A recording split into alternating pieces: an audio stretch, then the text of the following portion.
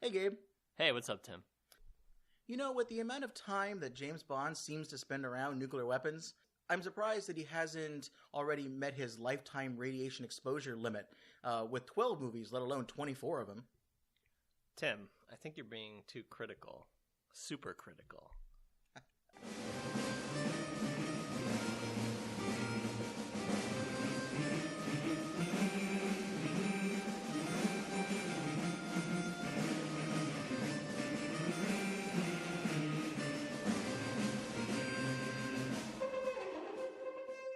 Welcome to another episode of the Super Critical Podcast, where we delve into the fun and oftentimes nonsensical way pop culture portrays nuclear weapons. As always, you can listen to our show on iTunes, SoundCloud, Google Play, YouTube, anywhere else you may listen to podcasts. We've had some great episodes this past year, including most recently on the Fallout video game series. We had a great one on North Korean antics in The Interview, as well as the role of nuclear weapons in Star Trek. So check those out if you haven't already. And thanks for some of our listeners who may be coming from hearing about the show on the War College podcast that we did about nuclear weapons and dragons and Game of Thrones. So if you're coming from there, welcome, and hope you enjoy the rest of our shows. You can also check out our website, supercriticalpodcast.com, where we have a full list of episodes and the occasional bonus feature or two. My name is Tim Westmeyer, someone who studies nuclear weapons and works on nuclear security for a living. I am joined by my co-host, Gabe. Gabe, how are you doing?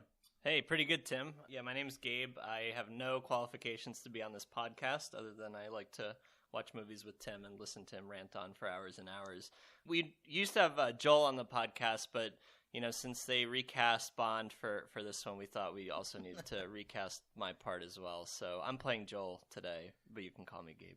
Excellent. Well, are you more of the campy version of Joel or more of the gritty version of Joel? Yeah, a little mix of both. A little bit of business, a little bit of pleasure. We'll see how things go. And we're also joined by Alex, who you probably remember from our terrific episode on the Terminator franchise. And we only bring Alex on for an episode about something that's like more than 5 movies in a series. I'm the series specialist. Exactly. Right? Yeah. It's in your writer. It's like if it's a one-off film, right. I don't want to have anything to do with it. Right. No, it has to be a franchise. No, I'm honored to be back, so thank you for having me. It's going to be hard to top the Terminator episode, but I think we can do it.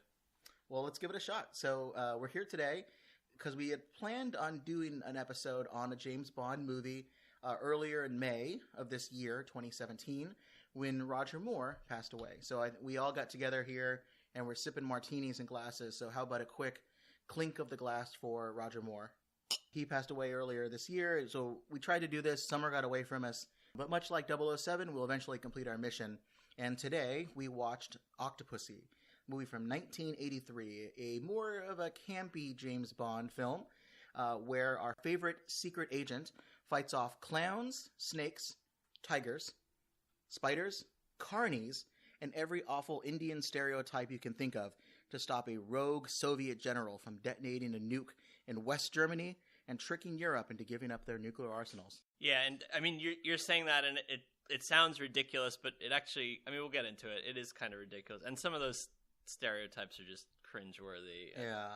I don't know if you have to judge Bond movies by other Bond movies, but I don't know if they would be made as well today. A Bond movie in the 80s, too, which has an extra special something, Yeah, exactly. This movie came out in 1983, the 13th James Bond movie in the Eon production line. So these are the canon ones. They don't include like the goofy Casino Royale movie or the one that came out the same year, which was the Sean Connery coming back to the film. They had, through some kind of licensing debate, they were able to redo Thunderball in a movie called Never Say Never Again. Came out the same year, so they battled head to head. So they're competing Bond films? The same year, yeah. So they're not like part of the main line, the production company that did all the James Bonds. Yeah, I guess it was like having a non-canon Star Wars come out. Yeah. And isn't that why they brought back Roger Moore? I think they were going to have some other guy play James Brolin. There you go. Yeah. And I guess they wanted to have Roger Moore to get the audiences and bring gravitas, although he's a little bit worse for wear, it seems. We'll talk about that as well. There's some serious debates about this, because I love Roger Moore. Roger Moore continues to be my favorite James Bond, although I recognize the criticisms of this. But this movie, when it was advertised, had some of the most, maybe it made sense at the time, but nowadays really weird taglines on the posters. Things like, James Bond's all-time high, Or James Bond's all-time action high. Nobody does him better. Nobody does him better 13 times. James Bond movies I don't think are really known for having like great taglines, but sometimes... And what's with really the high? Is that like that's like the most? Song. Oh, okay. Sorry, I missed that. Yeah, it's the James Bond song. I think it's called All Time High.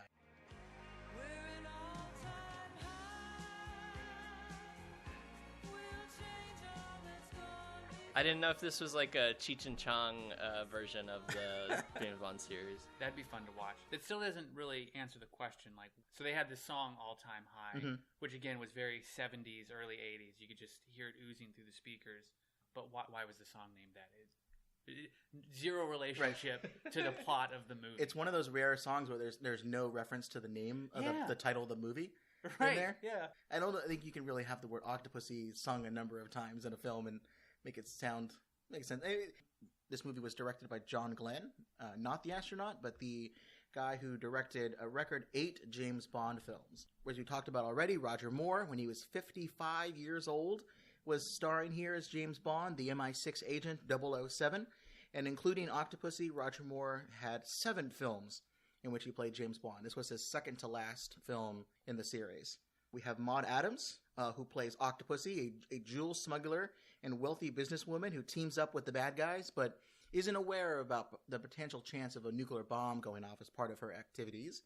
We have Luis Jordan as Kamal Khan, an exiled Afghan prince who loves cheating at gambling and priceless jewelry.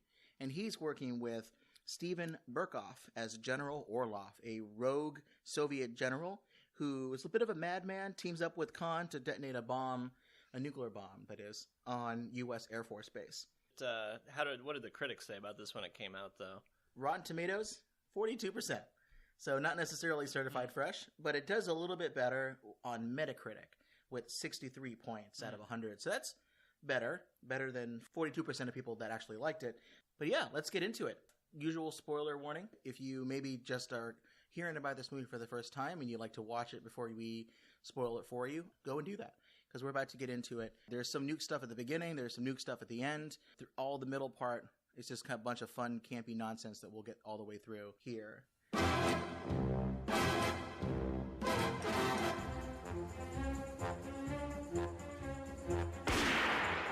So we have our cold open right after the classic gun barrel shot on Roger Moore. Do you guys have any opinion on Roger Moore's ability to surprise you with a gunshot when he does his little walk across from the viewpoint of the barrel? Does it look like he knows what he's doing? Yeah, absolutely. I did like a lot of the use of laser light in the opening sequence. That was a fun little treat. Mm-hmm. You know? During the opening music video, they always do. Like when we're holding up guns and then like the laser light 007 would come out. It was good. I mean, given Roger Moore's age, I'd be more intimidated if he was like coming up to me at like 5 p.m. at a Denny's to try to get his table. So I was not really.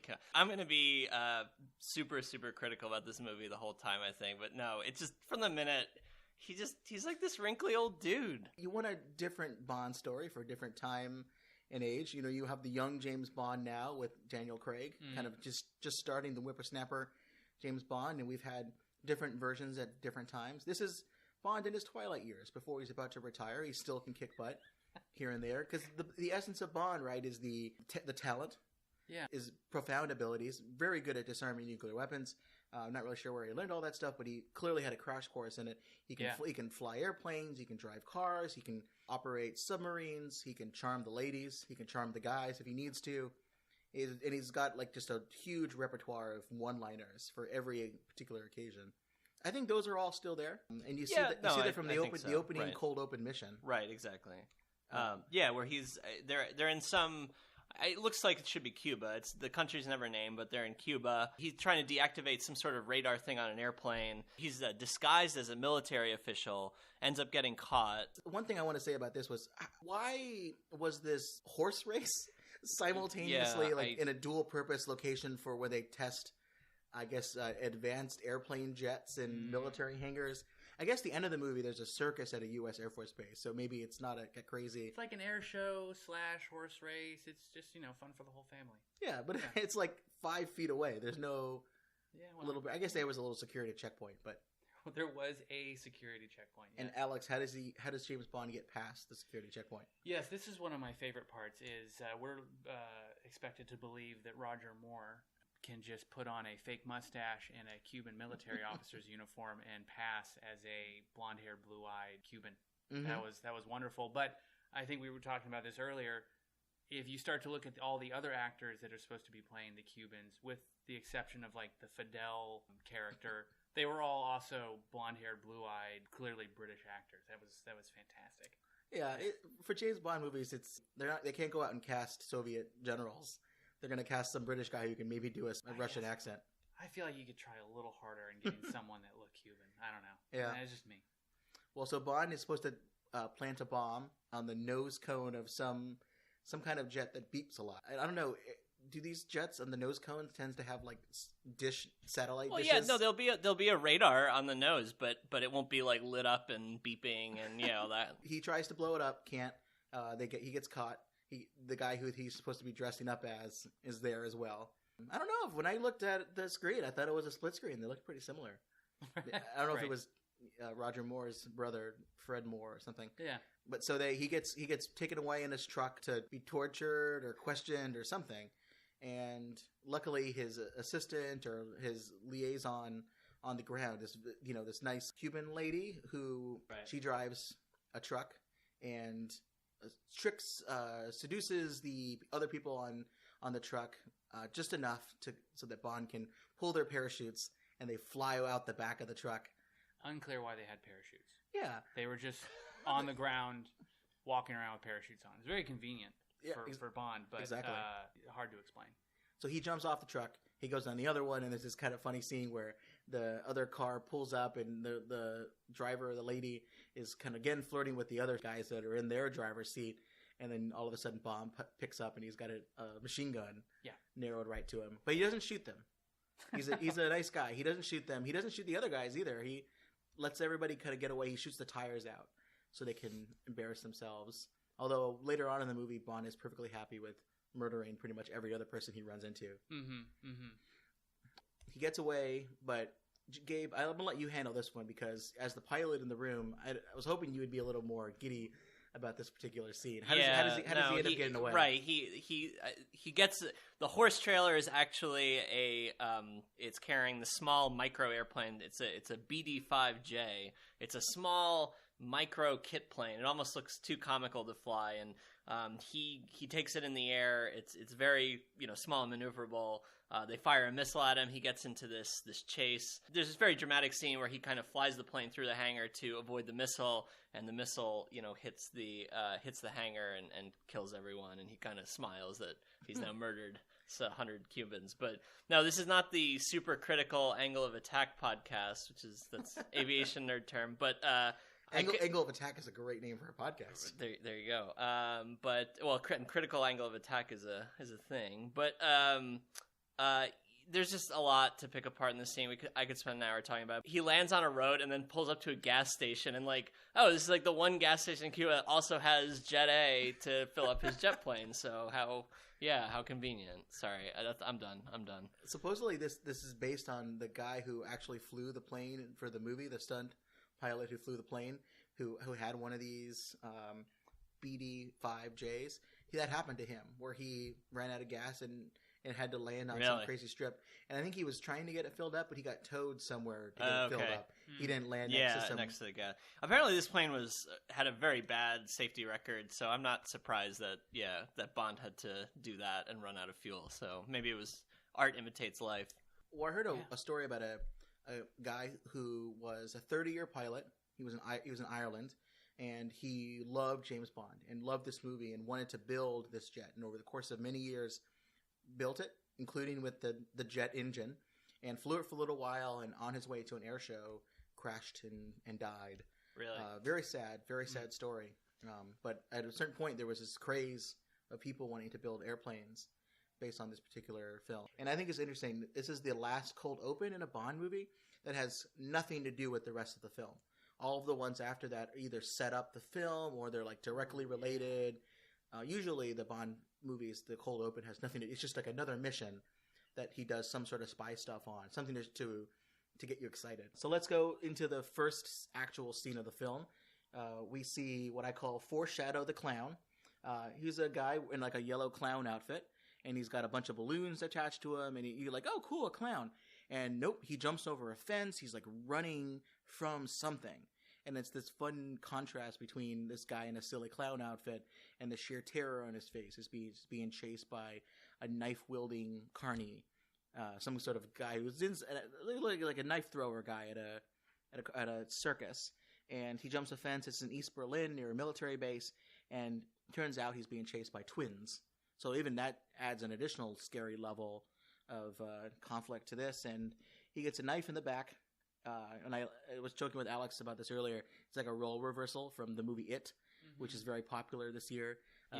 Because he basically is carrying around a red balloon, but he's the one being chased by twins instead of him chasing them. Yeah, when I first watched it, I thought it was like a reference to It or something like that, just because of the red balloon and everything. But we looked it up, and it wasn't written until '86, and the movie was '83. So maybe it came from this movie. Maybe. You know? Let's start that rumor right here. Let's just do that. Exactly. At some point, if we see in the new It movie that comes out, if one of the kids it has some sort of nuclear bomb plot in it, then I'm into it.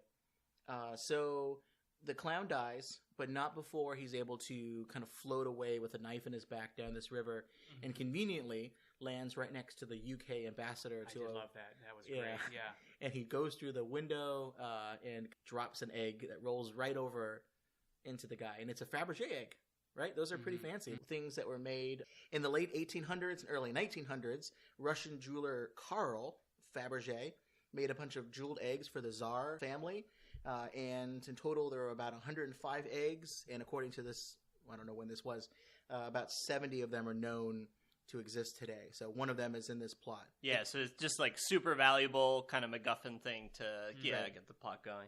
And I always forget, because I confuse this movie every once in a while with, I don't really, but there's a plot at the end of The Man Who Knew Too Little, which is one of my favorite spy movies. It's with Bill Murray, where he thinks it's all like a fake interactive play while he's visiting his brother in London. And no, it's actually like an actual spy novel being acted out. And at the end of that movie, there's a nuclear bomb or some sort of big bomb in a Russian nesting doll. And I always confused that because I was rewatching this film. I was like, "Is the nuke inside the Fabergé egg?"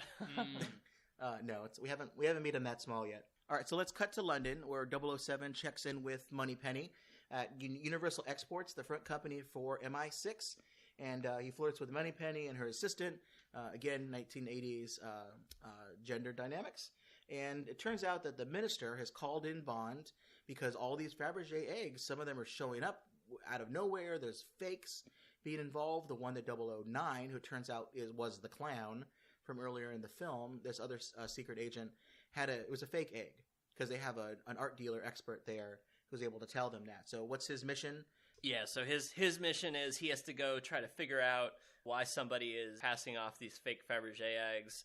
It could be the Russians involved. It could be some art forgery. So, yeah, of course, 007 needs to get involved with that. Then it cuts to this scene where it kind of moves the plot along. There are these Russian generals talking about... They have this very strange table. It looks like a... I loved this table.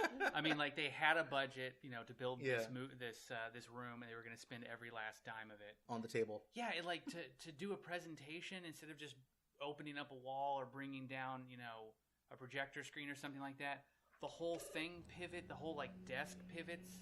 It was very like Bond, Soviet era. It was great. You guys should check out the movie just for this desk. Yeah, it's pretty impressive.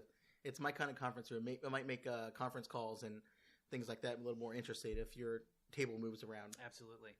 So these guys, they're talking about a nuclear disarmament deal with the West, and everyone seems to be in agreement until this rogue General Orlov raises his hand. Next subject on the agenda is the continuing mutual disarmament talks with NATO. Adoption of NATO proposals does not compromise our defensive position. Comrade Chairman. General Orlov.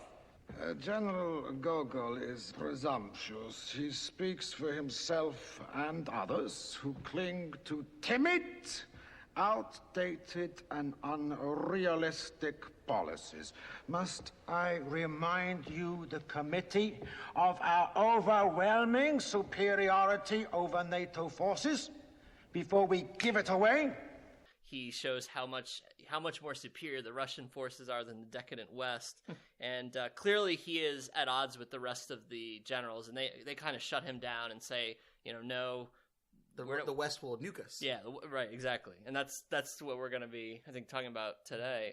But it's clear that he is kind of the rogue guy who's disagreeing with his comrades. And This is absolute madness. We know where it will end. NATO will counterattack with nuclear weapons. Never! The West is decadent and divided. It has no stomach to risk our atomic reprisals. Throughout Europe, daily demonstrations demand unilateral nuclear disarmament. It definitely paints Orlov as a rogue guy who's separate from the rest of the leadership. And there's kind of like a Brezhnev-like guy, and you can tell because he's got really big bushy eyebrows, who really says, no, we're not going to handle this. And one thing, I don't know if you guys, how you thought about they mentioned NATO disarmament talks. They never actually say nuclear, so I was unclear about whether or not they meant it's nuclear weapons and conventional forces. Because at a certain point at this stage, we can kind of set context here. The U.S. has lots of nuclear weapons. NATO forces, like the British and the French, French have a different relationship with NATO at the particular time. But there's lots of nuclear weapons, and we stationed a lot as the U.S. in parts of Europe, all over the place. And the Russians had a bunch right along the border, and they also had half of the country under their administrative control. But way more conventional forces, like a 10-to-1 ratio, 9-to-1, 10-to-1 ratio of conventional forces the Russians had. So I don't know if you guys got a sense from what he mentioned about disarmament talks. I think he just says disarmament talks. Because this matters later, but whether or not they're talking about disarmament for nukes or disarmament for conventional forces. just focused on that table. I couldn't really... Yeah, that's what you kept revolving around? The room was very distracting, yeah. I love the map that gets pulled up. I think it's from a picture of Stalin that gets pulled up, and then there's a map. Yeah, no, we could spend like hours talking about like all the ridiculousness in this movie. But it's perfect. It casts the Russians as a Bond villain. Yeah, exactly. Well, so then we meet the next villain, which is this guy Khan, the former Afghan prince. So Bond goes to this auction, this high-end auction where they're auctioning off this real Fabergé egg, and he gets into a bidding war with this guy Khan. There's this great scene where Bond's with an art dealer who's like astounded that Bond is like keeps bidding up the price way above market value. I think it ends up going for $1.6 million in today's money, which is a lot of money for an egg. Yeah. And he's all cool under pressure and doesn't seem fazed. Even though Khan wins the egg, the art dealer's like, "Why'd you do that?" And we find out later Bond actually planted the fake on the auction block. So now he's going to see where this guy's going with the egg, this Khan guy. Do you think that Bond could have actually switched those eggs? I mean, the entire room is looking right at him, and he's like, "I'm just going to switch the eggs." That was pretty impressive, right? Yeah, that was incredibly impressive. That's some Penn and Teller stuff right there. Yeah. They just thought he like escaped from the nursing home, and they just like weren't paying any attention to him. Like, why are you here, dude? I also think it makes sense because later on we see James Bond dressed like a clown, so maybe magic and other sleights of hand tricks. He probably is really good with that stuff. Juggling, all these kinds of It's one set of tools. Yeah. These kinds of Bond movies, like, it reminds me of like the early days when they were writing the Superman comic. He meets this foe, and so he needs to have super strength all of a sudden, or like be able to freeze things with his breath or whatever. Same thing with Bond here, right? He's got some light clowning skills, master at sleight of hand, can fly a jet airplane through an airplane hangar, like with Jedi-like focus, right? It's just whatever the occasion calls for, he's got it. I love that. The extent of his powers is unknown. Like, if you drop him in space, do you think he could, like, you know what? I've practiced holding my breath. I'm very good at... I mean, they dropped him in space in Moonraker. That's Maybe true. we talk about that later in another podcast, yeah. Oh, man. So, yeah, I don't know what else... I don't know what his limits are. Maybe he doesn't even know. Now the plot goes to, he follows this Khan guy to India, and this is where just some of this cringeworthy... Like, he gets off the boat, and there's like a snake charmer. And they show all these pictures of, like, he's supposed to be in New Delhi, and they show a picture of, like, the Taj Mahal, which is nowhere near that at all. And it's just, like, reminding the viewer, like, oh, we're in India. Yeah. And, he, so... Well, much like Nuke movies where you have to have a mushroom cloud or something has to glow green or there's going to be a red button that launches the bomb. Yeah. There's these shorthand things. Tell audiences that you're in India. And what does that better than the Taj Mahal? Exactly. Yeah. The worst one for me, and this is one of my 3 really cringeworthy moments in the movie. There's the snake charmer, and he plays like the Bond theme song in world, and Bond like responds to it and like kind of smile.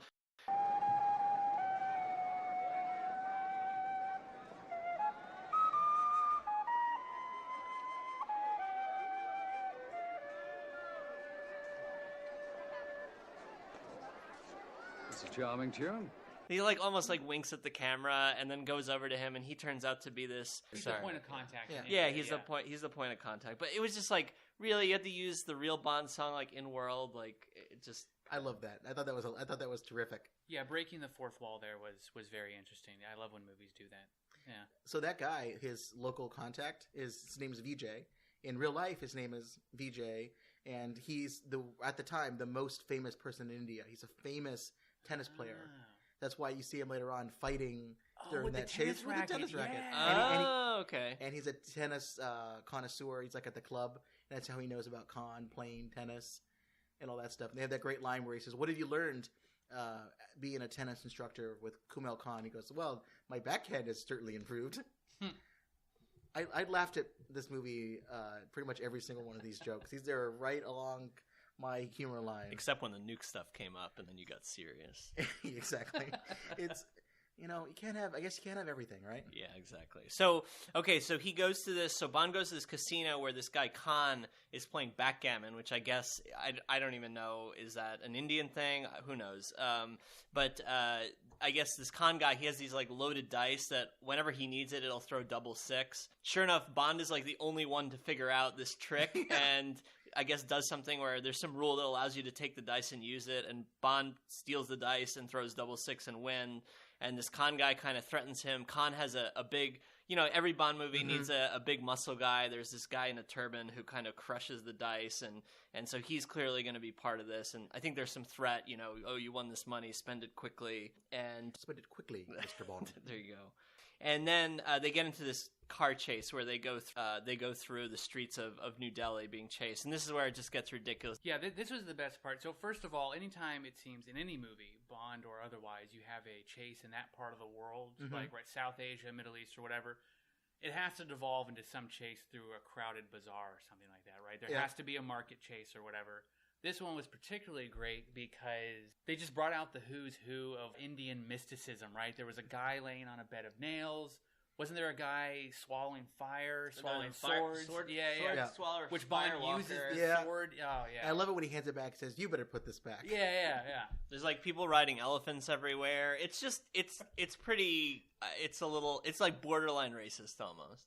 It was the 80s. It was a different time, right? Exactly. A racist time. Right. But so they're going around in these like tut-tuts, these kind of like motorcycles with like a truck on the back. It was still entertaining. I thought the chase was pretty fun. There's at one point you think James Bond just got stabbed in the heart with a knife. Like, whoa! But no, it's because he had. Yeah, he had like money, and he's like thanks so much for hard currency or something like that, and just ridiculous. That was good. Oh, it's actually. I mean, you take away that stuff. This is a fun like classic Bond chase, right? Well, if people enjoyed that, they should check out the movie Umbok Thai Warrior. There's a terrific like 20-minute chase scene where it was like 50 or 60 of these tut-tut motorized rickshaws, and it's pretty great. I don't know if you'll check that out. It's on YouTube. You can do a lot less general racism, but it's just the same level of high intensity action. Bond escapes, and they make it into the MI6 headquarters in India, I guess the local office. And who's there but Q, the gadget guy? And they do the obligatory Bond scene where Q outfits him with his gadget. So he gets this cool fountain pen that's filled with acid, always good for signing important documents. He gets a homing device and a radio listening device tied to the watch where they keep zooming in on the Seiko logo, so clearly there was some early product placement there. And then a little liquid crystal TV, and this is my second cringeworthy part of the movie where he like blatantly like zooms in on this like a woman's cleavage, and she doesn't even move or respond, and it's just like it's there on screen for like a little too long, and Bond's looking at it, and they're all not just zooms in. It's not like it'd be one thing. Well, whatever. He doesn't just zoom in. He does the wee like in and out, like in and out. It was it's like let's juvenile. put some Dutch angles in there, and like, let's really get this. No, this is definitely one of those moments where again I haven't seen any of the new James Bond with Daniel Craig except for the first one. How do they tend to handle more of these kind of sensitive issues? It's not as it's not as blatant. There's still a lot of womanizing going on. I think there was some in one of the movies. There was some like controversy because there's a shower scene, and he just like after meeting the woman for the first time, just like shows up in her shower on this boat. It was a weird scene.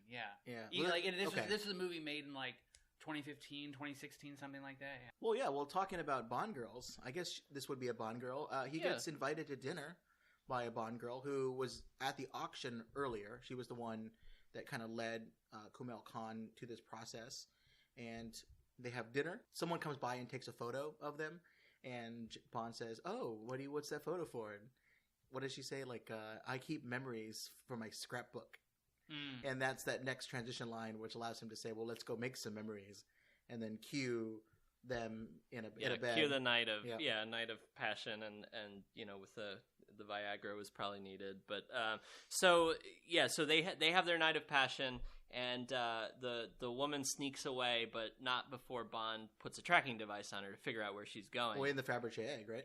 Yes, exactly. So she steals the real Fabergé egg and takes it back with her, and so Bond's going to now track them, but is knocked out by the big bad turban guy. And he comes to, and he's being taken to the lair of Khan, and it's this weird boat that's being rowed by all these scantily dressed women.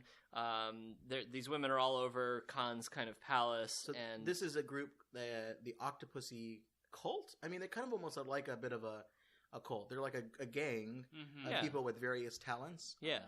And this is the group that we haven't met her yet, but Octopussy is this leader of the group that's working with Kumail Khan. Right. And this is her crew. I think we see her before this. There's like, you don't see her face, you see her talking. Which is great, because it's like that classic Blofeld moment where for a long time you didn't see Blofeld. You just saw him petting his cat, Dr. Evil style. Was that was weird. Well, I mean, was it a reference to past Bond films? Was she, this actress, someone famous? Like, why do we wait for the reveal? I think it was just to give a really good reveal for the Bond movie. I'm sure it was a little bit of an homage. Maud Adams actually was in a previous James Bond movie, and then they brought her back later on as a full-fledged talking villain character. So they brought her back. They do that a couple times where certain people will play different people later on in other films. So Bond he's abducted by the Octopussy cult. There's a dinner that takes place among Bond, this woman Magda, Miss Magda, and then Khan. There's some threats. They eat a dinner of sheep's head with a graphic like eyeball eating scene. Again, before the famous scene in Indiana Jones. I was going to say. Before that. Yeah, absolutely. Another like way to tell the audience, like, hey. Isn't this weird? We're not in America anymore, like, we're way past, But Bond refuses to eat it, which is kind of funny. It seemed like he'd be, what's really wrong with eating stuffed goat head? I mean, if there's meat there, and he's not asked to eat the brains of a goat. Exactly. I don't know. I think that's crazy. We've had lengua, which is cow tongue. Cow cheek is one of the best pieces of meat you can buy in barbecue. So, personal story, I've had a stew made out of lamb's head. It's called calipache. It's a Persian dish, and my wife's dad made it for me once, and it's delicious. There were no like eyes or anything like that, but he did open the pot for me, and they're just like 3 lamb skulls floating in this like. Were you guys married at this point? Tomatoey broth. Yeah, we were. Yeah. Come here, Alex. Check us out. Basically, it was a test probably, but it was delicious. Good. I see why they eat it. Yeah, I don't know why Bond was so like, this is ridiculous. Yeah, he just got clubbed over the head and brought over to some place. At least enjoy a nice delicatessen dish. He's probably not making this at home. Yeah, no, probably not. So after this dinner, Bond is incarcerated in his cell. He manages to escape with the pen. He squirts it on the bars, but not before he discovers that General Orloff from the crazy table scene. He's at the lair. He bugs the so they have the real Fabergé egg, and he's going to listen to it with his listening device, and he picks up some of the conversation, but is actually thwarted by Magda's like using her hairdryer, and they're in this like fortified castle. She uses a hairdryer and it like jams the signal, and like they didn't think about the hairdryer. So this is the problem with MI6 because it's such a boys' club. There's no, they don't. When Q is testing his devices, he's not testing in. They're like, we tried the electric razor, but we didn't try the hairdryer. Right. This is the problem. This is why MI6 needed to diversify. That's why later on Judi Dench becomes M. Is because they were thwarted so many times. Yeah. He doesn't get the full details, but Khan gives Orlov forged jewels, and Orlov gives Khan the real deal in exchange for help with a secret plan. That's going to take place at Karl-Marxstadt, a city in Germany. Yeah, we only hear parts of the plan. Yeah, we don't know exactly what something's going to go down there. Bond tries to escape, but they find him escaping, and there's this very elaborate scene. Essentially, like Khan calls a hunt, and they're going to hunt James Bond. He's out in the jungle, and just magically like 300 villagers appear, and they're all going to go on this hunt. It's literally Khan and his henchmen on elephant back with like these big like elephant rifles and like going through the jungle chasing after Bond. Third cringe-worthy scene of the movie, Bond swings from a rope and does the actual Tarzan sound effect.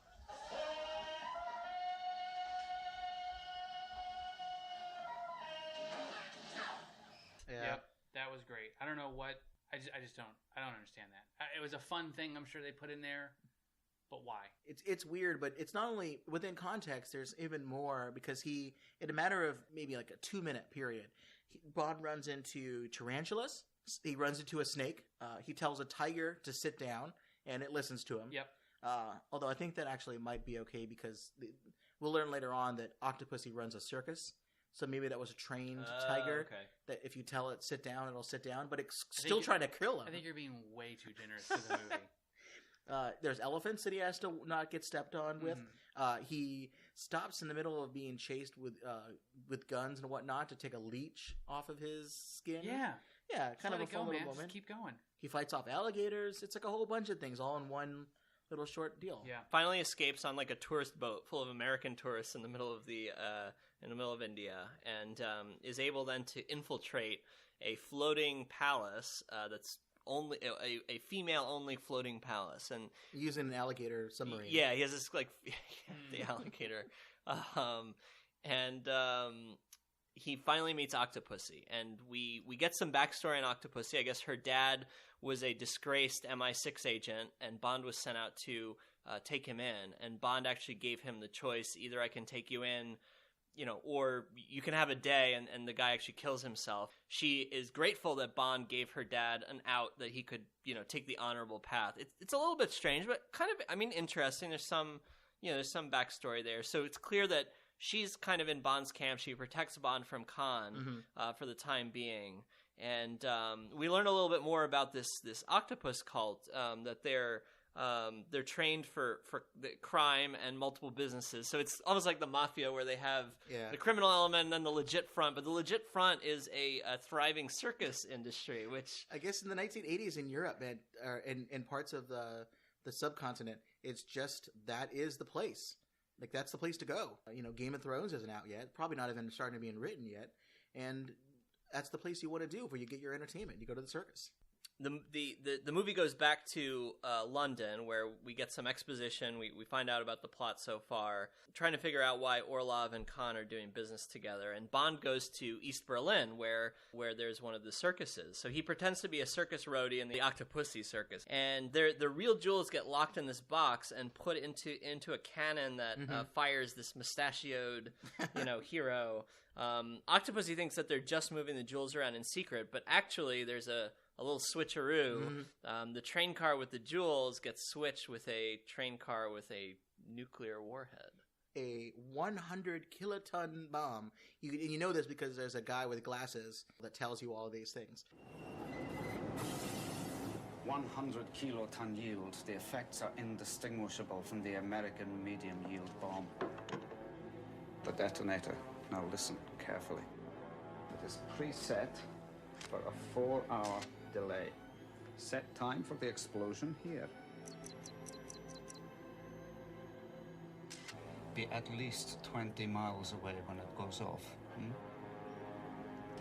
The detonator has a 4-hour delay, and it's just fun because we get another digital red numbered, red digit countdown clock, which is great. You can't have a nuclear bomb without a countdown clock. No, absolutely not. He says be 20 miles away when this thing goes off, and we'll talk a little bit later on why that might be a bit of overkill in terms of the type of distance that you need. Oh, you could be much closer, huh? You could probably be okay. But the train is heading for a U.S. Air Force Base, which it's a fictional Air Force base called Feldstadt Air Force Base in West Berlin. And that's where it's headed. And then we find out, because Bond puts a gun to Orlov, and you hear about his plan. And so close to the end of the movie, we finally find out what's happening. The plan is we'll detonate a bomb that looks like a U.S. bomb, and we'll detonate it on this Air Force base. And people in Europe will think it's an accident. Someone must have kicked the bomb, or lightning hit it, or something happened, and the bomb went off, which will freak out everybody, and the anti-nuclear movement will jump on that and use it to convince, unclear, but convince a number of countries in the area to either pull nuclear weapons out of Europe or to disarm all of their bombs. It's really unclear. This is like a long shot plan. Right. So that's the plan. And then once that happens, Orlov's crew will bring in their conventional forces and roll over Western Europe and take it over. So that's the general plan. Simple 1-step, 2-step, 3-step plan. So much to talk about in this plan. I mean, I'll let you finish the plot, but there's a lot wrapped up in here. Bond hides in this gorilla costume. It's going to get more bizarre. I'm warning you, for those who haven't seen the movie, to get away from Orlov. Orlov gets killed by Russian troops because it's seen that he's gone rogue. He proclaims himself a hero of the Soviet Union, and Khan at the same time, he arms the bomb to go off at 3:45 p.m. and he plans to leave at 3:15, cutting a little bit close to travel 20 miles. You don't know if there's going to be traffic. Give yourself some more time. Absolutely. Yeah. He must be. Maybe he has another one of those jets, those portable jets in one of the train cars. He's going to fly away. And it turns out later on he's a pilot. Yeah, right, exactly. And I mean, there's one key thing here is Octopussy's not in on this. So Octopussy, they're going to leave her to die. Khan is going to escape, and Octopussy would be killed at the circus. So there's this whole scene where the circus is going on. The train is reached its destination. The cannon is unloaded. The cannon with the nuclear weapon is unloaded. It's there at the circus, and Bond swings into action. He steals a car. He breaks onto the military base. Manages in a minute to dress up in full clown makeup and gets into the circus somehow. Tries to plead with the generals. They think it's a comedy because he's dressed up as a clown doing all this stuff, but he's like, no, there's a bomb.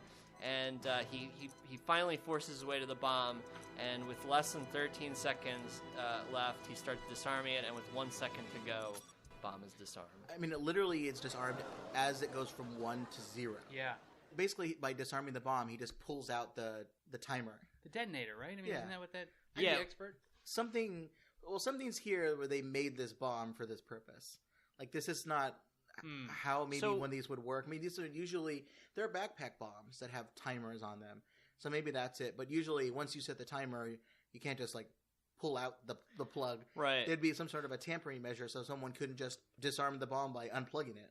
Well, this thing, it had, the device was, when he takes it out, these 3 big prongs pop out. So I guess the thinking is, and maybe we can talk about this later, the thing is that those would initiate the nuclear chain reaction or something like that. Something like that, yeah. Okay.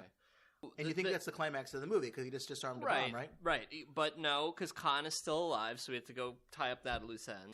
Octopussy goes back to India and uses her feminine skills to get Kamal Khan to be distracted. And Bond swoops in. There's this bizarre scene where Q, the guy with all the gadgets, he gets kind of a lot of screen time in this. Yeah. Him and Bond are in this balloon that has a giant Union Jack pattern on the outside, and it's just It's just like way too on the nose, and it's like these two old men like arguing over who's gonna park the car, and like they like try to land the balloon in the castle area. Q has this scene where like all these women rush up to him. He's like, "No, I can't, but maybe later," and it's just creepy. They're all like less than half his age. I have to imagine this is a third, maybe. Yeah. I have to imagine this is like the imperialist fantasy, right? Is you literally just drop in from the sky in a Union Jack, wrapped yourself in the flag, and you land there. You save the locals, right. and they just offer their bodies up to you, right? It's it's a really dark version of Wizard of Oz, like with the wizard showing up in. So the fight ends up getting onto this airplane that Khan tries to escape, and I actually thought this was one of the better scenes in the movie. It was a pretty good action scene. I mean, they take off. It's an old Boeing 247. Old like back from the 1930s, and they take off, and Bond jumps on the elevator. He grabs on as the plane's taking off and climbs his way. Yeah, right, exactly. And he climbs his way. He's like on the fuselage while the plane is flying. But it's actually, they have some like far away shots. It looked like there were stunt people actually on the outside of an airplane. Yeah. And then Bond shuts down one of the engines, and it's actually pretty hard to fly a 2-engine plane on one engine. And the pilots, you see the plane moving around. Then the muscle guy with the turban comes outside of the airplane. There's this fight on the outside of the airplane. Actually, pretty good. I think this was, for me, the high point of the movie. Until the part where Bond disables one of the controls and basically forces this like gentle kind of landing, and they jump off this airplane that's going at probably like 200 miles per hour unscathed. Bond and Octopussy, and you see the plane lose control, and Khan dies at the control. So you had me. It was great up until that part where they jump off a plane going like 200 miles per hour and just survive. Like, I would say not unscathed, because Bond at the end of the movie, after we learned that the Russian general from the beginning of the movie, the guy who says let's not attack Western Europe, he says I'm going to disavow any sort of action, but kind of if you return one of our crown jewels of the Russian Republic, we'll let this one slide. Although MI6 should be like, you owe us some reparations for some hard currency. Yeah, exactly. So at the end of that, we find out that Bond is in another pleasure barge, and he's all kind of in traction, right? Like his leg is up, his arm is broken. Everything's broken, right? He's just out of commission. Now she's fine. Octopussy, who now they develop a relationship with, a James Bond relationship, so it'll last until the next movie. And she goes, Bond, it's just too bad that you're in such pain. Otherwise, we would use the pleasure part of our pleasure barge. And I love it. That just heals him instantly. And he breaks away from his traction, pulls off his cast. And it's like it was like the scene from Forrest Gump where all like the braces come off and there's like music and they just make love. And that's how the movie ends. And then at the end of the credits, you see James Bond will return in From a View to a Kill, which they had to change. They had to drop the from it. They decided From a View to a Kill was not as cool as A View to a Kill. So that's also the last time, because they had to make this awkward change. It's the last time the Bond movies did that, where they tell the name of the movie coming up. Yeah, they painted themselves into a corner. You can't do that. Yeah. Exactly. They learned their lesson. So that's it. That's the film. All right, Tim. Well, we're really excited to hear the whether this whole clowning around with the nuclear weapon, what that bears to reality. So. All right. Well, after this, we'll get into it.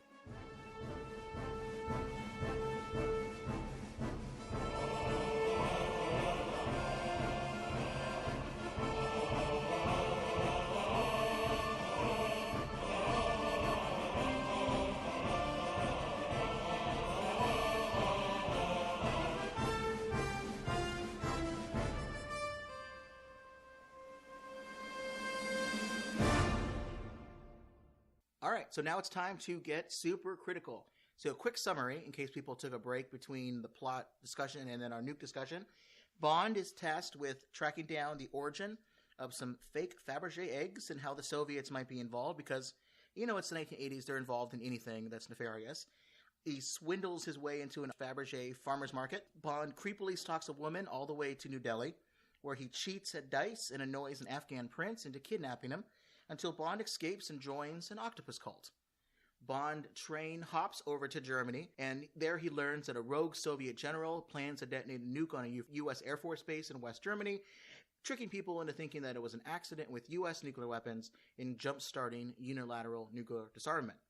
Bond disarms the bomb, dressed as a clown, returns to India, and saves Octopussy by hijacking an airplane. That's the film. Let's get into the nuke discussion. And I'm really curious to hear what you guys think about this story, because it's very convoluted. I think there's some fun story here, and I'm glad that you guys tolerated, of all the Bond movies we could have watched today, letting me want to talk about this one, because I find this one really interesting.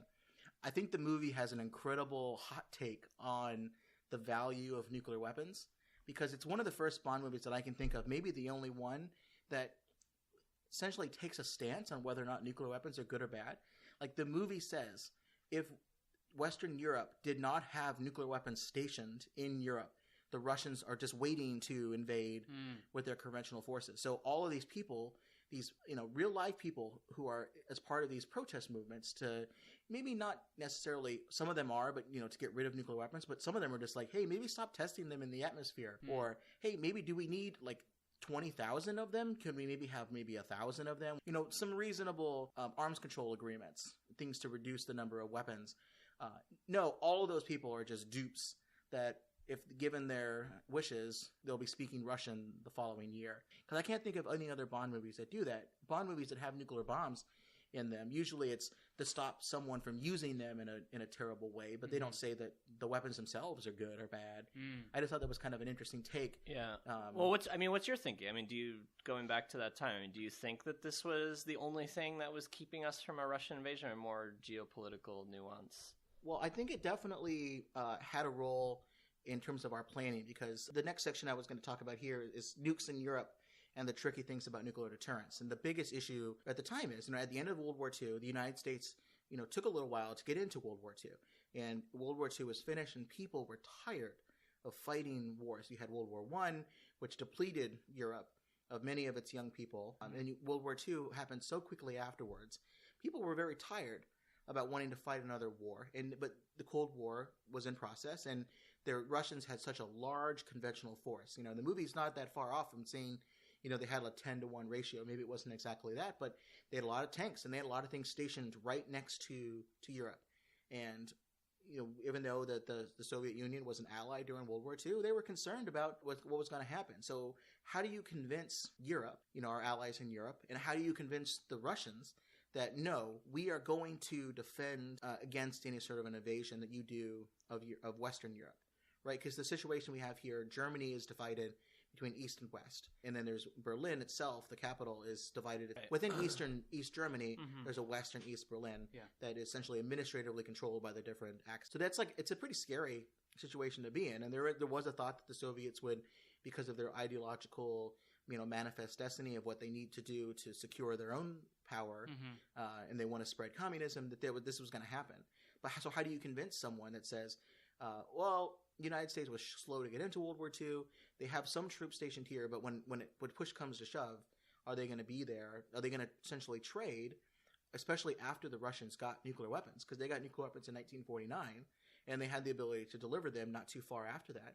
How would you convince them that we would essentially risk New York City for saving Paris? What I don't understand, though, I mean, in terms of the nuclear weapons, what's the significance, though, of this movie seems to say, like, oh, any kind of, like, disarmament is going to open the door, and I don't know what this movie says about, like, nuclear weapons actually stationed on the border, but isn't it, as long as you have some, like, just having some is enough to send the message, like, Well, maybe, yeah. Like how would this kind of disarmament cause these problems? That's what I don't really understand here. So NATO had war plans of how they would use nuclear weapons. And my reading of that history, because people have done a lot of great studies on this, is what NATO was thinking of doing was essentially going to nuclear weapons fairly quickly. These smaller, non-strategic nuclear weapons. So nuclear weapons are divided not really by any sort of yield or how far they travel. It's somewhat related, but there are strategic weapons which you would use against other nuclear forces. Like the ICBM missiles are essentially considered strategic. They target military bases in another country. They target cities. They could target things like that. They're really far away. Usually these are larger bombs. And then we have tactical nuclear weapons or non-strategic bombs. Yeah. These are things that are relatively low yield. I mean, they're larger than the bombs dropped on Japan, but they're way smaller than 100 kilotons. Good for, say, like a circus, right? Exactly. Right. A circus-sized bomb. And these are things like, you hear about backpack nuclear bombs. I mean, that's kind of what they were, but they were also things that you would launch off of artillery. You would drop them from airplanes, but they were smaller bombs. Somewhere under, anywhere between under a kiloton to, under 50 kilotons, depending on the need. And these were battlefield bombs. These were bombs that you would be used on the battlefield. There's a tank battalion approaching. You either attack the tank battalion with a nuclear weapon, or you attack the area in front of the tank battalion and irradiate that area so they can't travel through it, and then they're stuck, or they'll have to go around, and then much like the movie 300, where they kind of funnel all of the large Persian forces through a very small path so that their numbers don't really matter as much. I mean, that was kind of a little bit of the plan to use these things. But really the idea was we had nuclear weapons. We'd be willing to use these smaller ones quickly to convince the Russians that, look, we are serious about you not invading Western Europe. And they would escalate this to de-escalate it. And that was that thought process was. That was the only thing the Russians would respond. If Russians were in a conventional war with Western forces, even as advanced as they may have been at the time, the Western forces, we would get overwhelmed in the West. So the idea was nuclear weapons, you would use them quickly, and then you would have in the reserve these strategic bombs. So it wouldn't be like the Terminator movie where we just start launching missiles from Montana to Moscow. It'd be this smaller conflict that hopefully would stay limited to convince them, the Russians, that is, not to go any further. So that was part of the plan of what they would use these things for. So how many you would need for that, it depends on what the war planner thought would be necessary. Maybe 5 wouldn't do it, but would you need 7,000 of them, which is what the peak eventually was? Maybe not.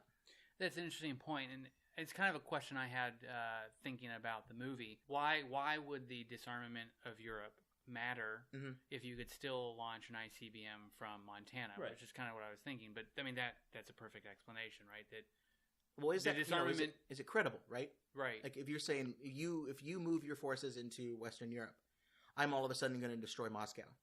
Because is that a credible threat? Because really, what then Moscow is going to say is, great, so we're going to destroy you, and now it's gone. So that's kind of what Orlov was saying, was they wouldn't risk using their strategic forces against us. We would just respond right back. So this is really just about primarily tactical nukes in Europe. That's how I read most of this story. I mean, it's unclear because that's what we were talking about earlier. What do they say this anti-nuclear weapons movement, what was their end going to be, their end game? Unclear. Right. And like you said, I mean, there was some uncertainty as to whether they're just talking about nukes or are they talking about conventional weapons, because clearly there were other ways. Right. I mean, the fact that there is a circus happening at a U.S. Air Force base in Germany, like we had other presence there other than nuclear weapons. Like in theory, that doesn't go away just because it just doesn't leave open season. Although there was that map that showed that they have the huge. Which, by the way, is that a real thing? I mean, did they have a huge kind of ground advantage? Oh, absolutely. It was huge. I mean, we leaned very heavily during much of the Cold War on our nuclear weapons stationed in Europe because of the conventional superiority of the Soviet Union. It took a lot of time for that dynamic to change. But remember, too, nuclear weapons aren't just weapons in this scenario. They're also political tools. They're things that we as the United States and what we think some of the people in Europe have associated as political symbols. They're the outward sign of our trust and our willingness to work together. So some of the other things that we did during the Cold War to convince Europe and the Russians that we were serious about this were things like stationing thousands and thousands and thousands of U.S. troops in Europe, kind of as a tripwire. If the Russians wanted to invade Western Europe, they would have to kill U.S. troops and their families at these military bases. So therefore, the American public would definitely call for the United States for war. Yeah. Exactly. That was incredibly expensive to station that many troops. We don't have that many there now, but we still have a good number of troops there. My brother, for example, in the end of this year is going to Stuttgart Army base in Germany. So we have a large number of military bases, Air Force, Army. Well, how many troops do we have in South Korea?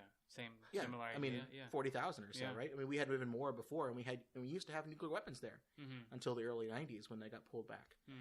So we did that, and again, expensive, and you can argue whether or not it was moral, because essentially you're using these people as booby traps. Right. We put a bunch of U.S. nukes on bases in the area, and it was kind of unclear to the Russians whether or not NATO forces that aren't U.S. forces had the ability to just take those bombs, put them on a Tornado airplane jet, where they're on nowadays, and drop them.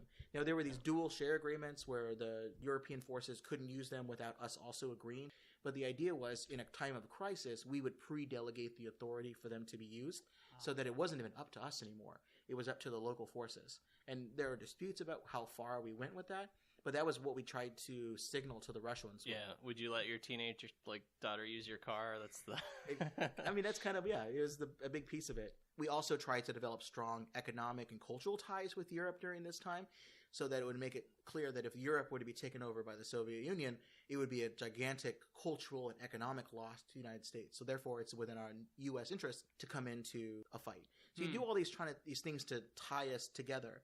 And you see a lot in the United States today where there's a counter, more nationalist-focused view of wanting to be America first and pull away some of our forces. So you see a pushback to that today. And a lot of that, the roots of the conflict came in from the Cold War when we started to do all this stuff. Well, and more speaking to the political times today, like you heard Donald Trump as a candidate talk about the rest of the NATO countries aren't pulling their weight, and clearly putting this wedge in between Europe and the United States. And it wasn't to say that back in the day, during the Cold War, that everything was fine between the United States and Europe. There was definitely some conflicts and differences of opinion on how far to take a nuclear war, and there are definitely these protest movements. Even despite these differences, so the U.S. started, and its allies started forward deploying nuclear weapons, so bringing them to the battlefield, close to the front lines of where a conflict could take place in Europe in 1953. And in 1971 was the peak of the largest number. It was 7,300 of these nuclear weapons were in Europe at various places, in Greece, in the United Kingdom, in Belgium, Germany, Italy, the Netherlands, and Turkey. And by the end of the Cold War, however, in Europe, the number of U.S. bombs dropped to 4,000 in 1990, right? Kind of as the Cold War was finishing. 700 in 1992. So huge drop between 90 and 92. And then dropped even further in 1994 to just 450 weapons. Are there any still today, you think? I mean, yes. Okay, so some small complement. Do you think that's gone up from the... Well, there's about 180 today. Okay. As of 2014. I mean, these aren't things that are incredibly advertised. We advertise the number of strategic weapons we have as part of arms control agreements. We know how many we have. We know how many the other side has.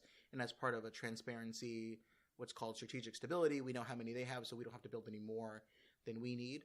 And we, as we mentioned earlier on some of our other episodes, our episode we did recently on Star Trek, we know where all of our ICBM missile fields are at, for example. We advertise it because we want the Soviets then and the Russians now and other countries to target them, because it means that they have to use their own nuclear force to get to ours, so that it creates targets that aren't cities. Non-strategic weapons are more of a mystery because they're battlefield tactics. So if we say we have this many and here where they all are at any given moment, then they're easier to target in the field during a conflict. So different than these large strategic weapons. So we have about 180 around today at different places. And these are all, I mean, the still purpose of these is deterrence with Russia, basically? Mostly. Okay. I mean, that's the big mission. I mean, they would never go out and say this is targeted towards Russia, but that's largely one of NATO's missions is to protect against Russian forces. I mean, this was a big conflict during the 90s when the Cold War ended and Russia was wondering why NATO was still around.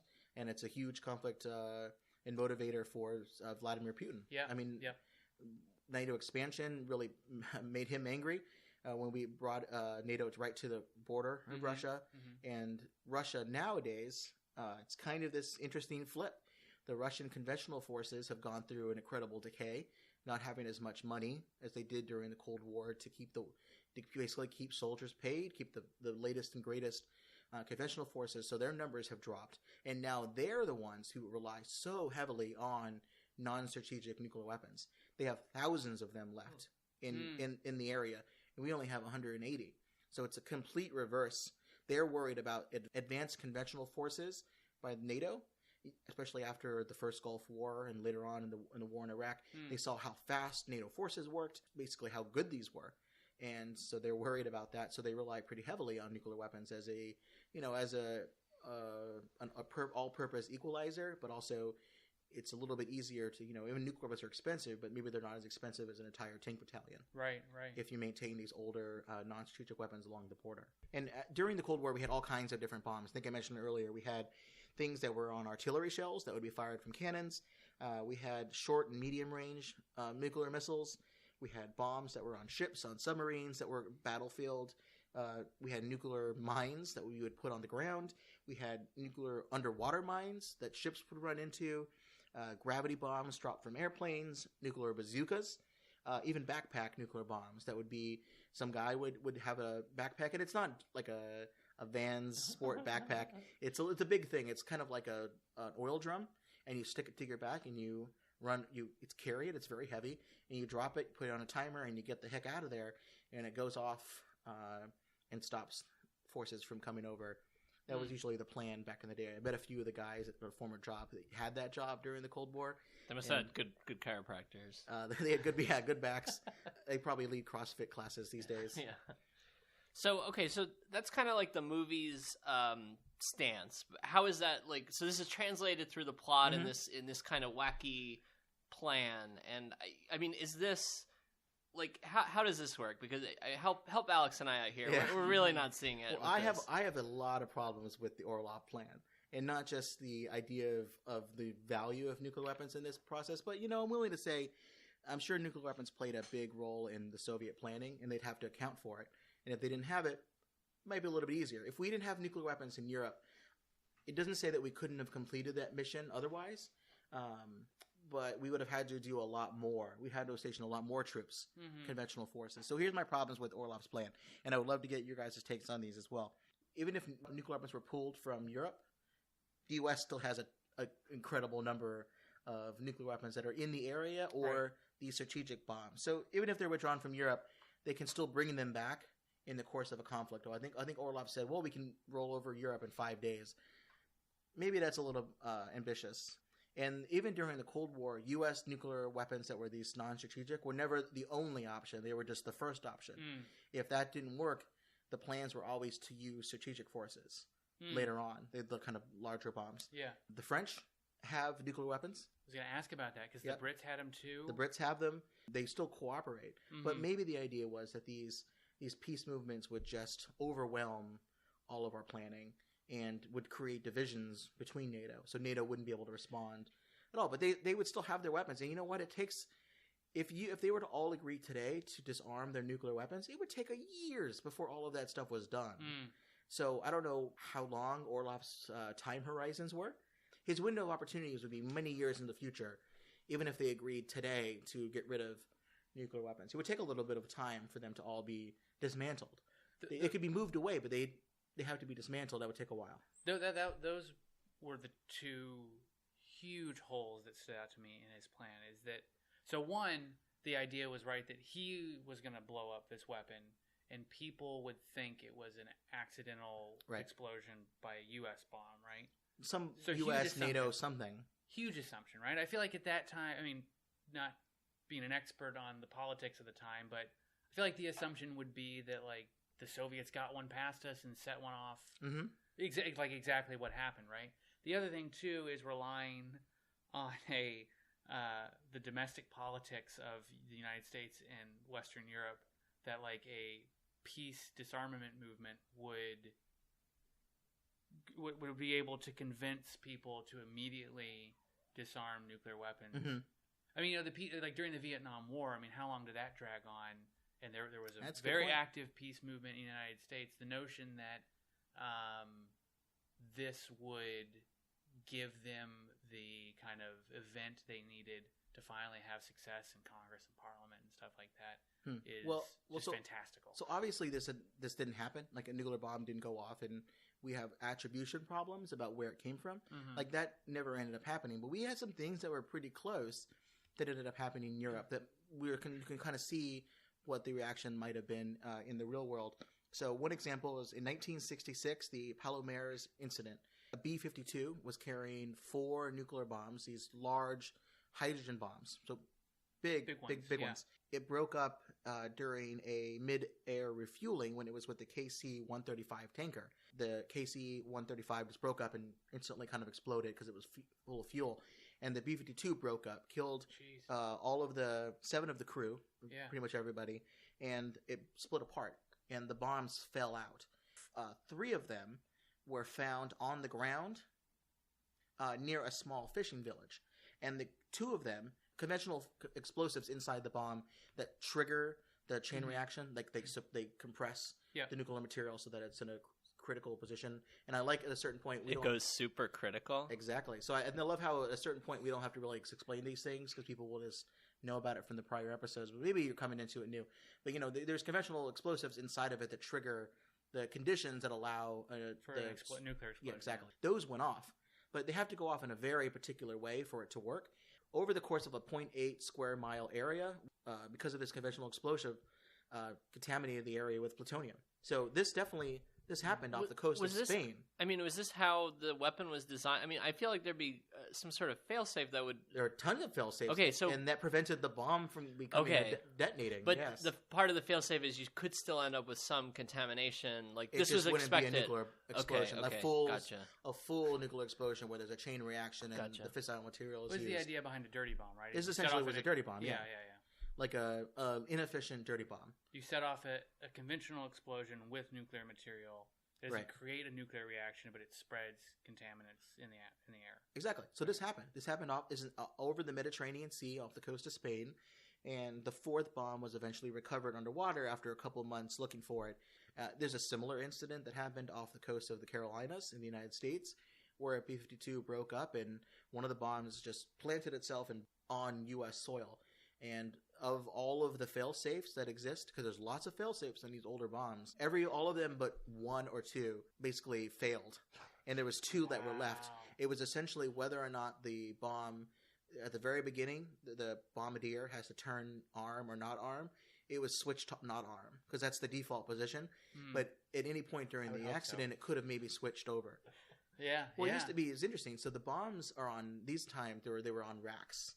And the bombs would have to fall out of the back of the airplane, and then they would parachute down or however the fin worked.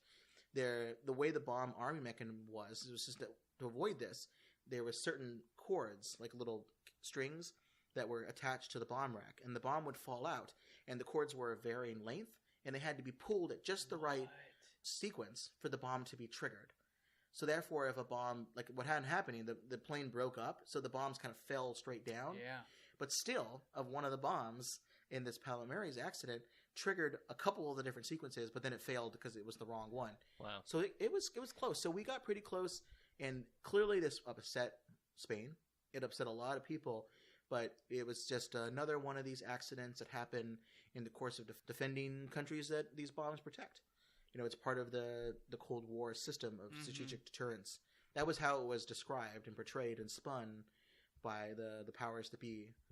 So this was an incident that happened, but it was used by the protest movements, but it wasn't successful. But this did not trigger a wholesale kind of disarmament. But over time, though, because you were talking earlier about the numbers dwindling down. Yeah, I mean, is that kind of what happened, or? Well, it did happen, but not the same way that Orlov initially planned. What kind of led to the consolidation of all of these, hundreds of different bases, where we had nuclear weapons. We had 750 storage sites in the 1970s in Europe, and some weren't as secure as others, as you can imagine.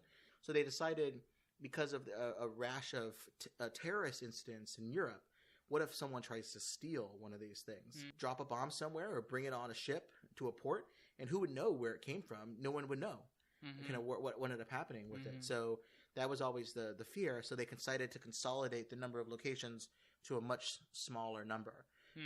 And we still have problems like that today. So we have some of our nuclear weapons stationed in Turkey, in a particular part of Turkey in the southeast part of the country, where there's a lot of internal division, and right next door there's a lot of ISIS-related activity. So people are worried about weapons being based there.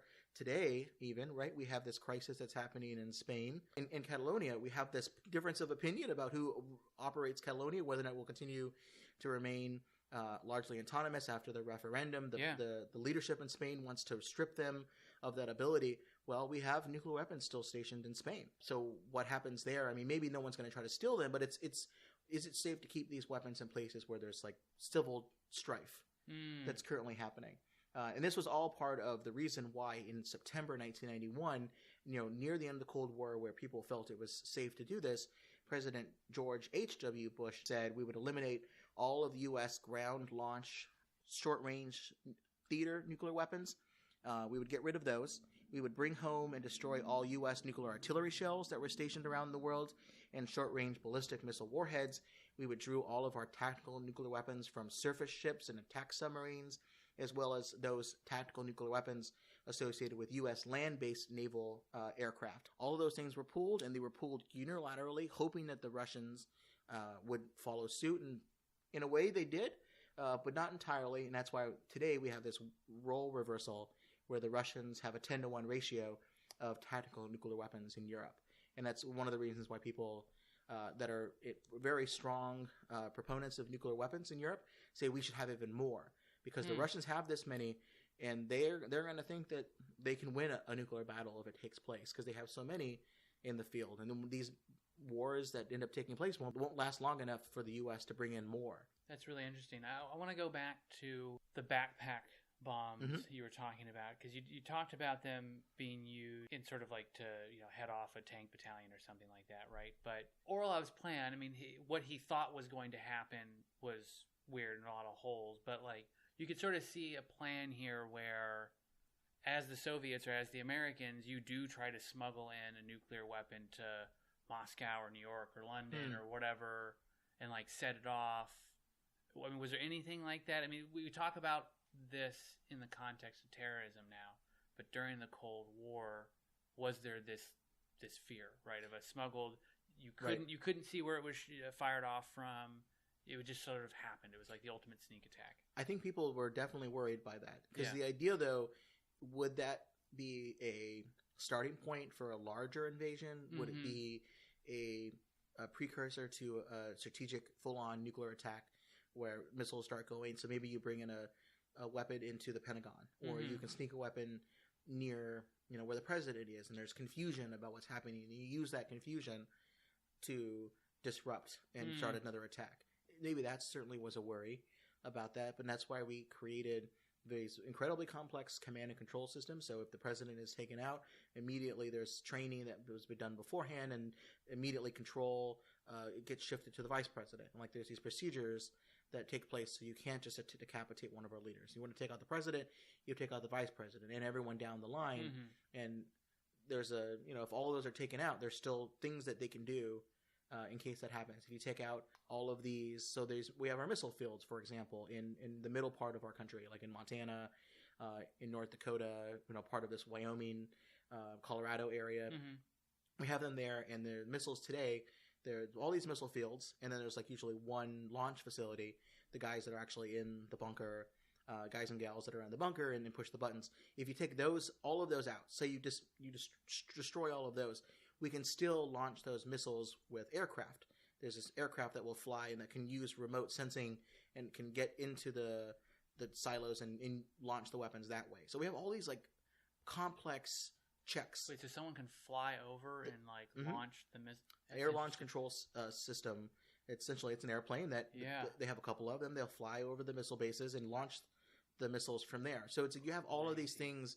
If you're a country that wants to first strike the United States and stop it from being able to use its own forces, you have to overcome all of these different barriers if that's the plan. And you want to be able to do that. So the idea, this is a long way of answering your question of did we worry about the Russians sneaking attacking? It's like, what was the purpose behind it? Is it like a plan like this? So another movie with another James Bond actor, Fourth Protocol, stars, I think it's 1987, Pierce Brosnan. Terrific actor, one of my favorite Bonds. But this particular film, it's the same plot.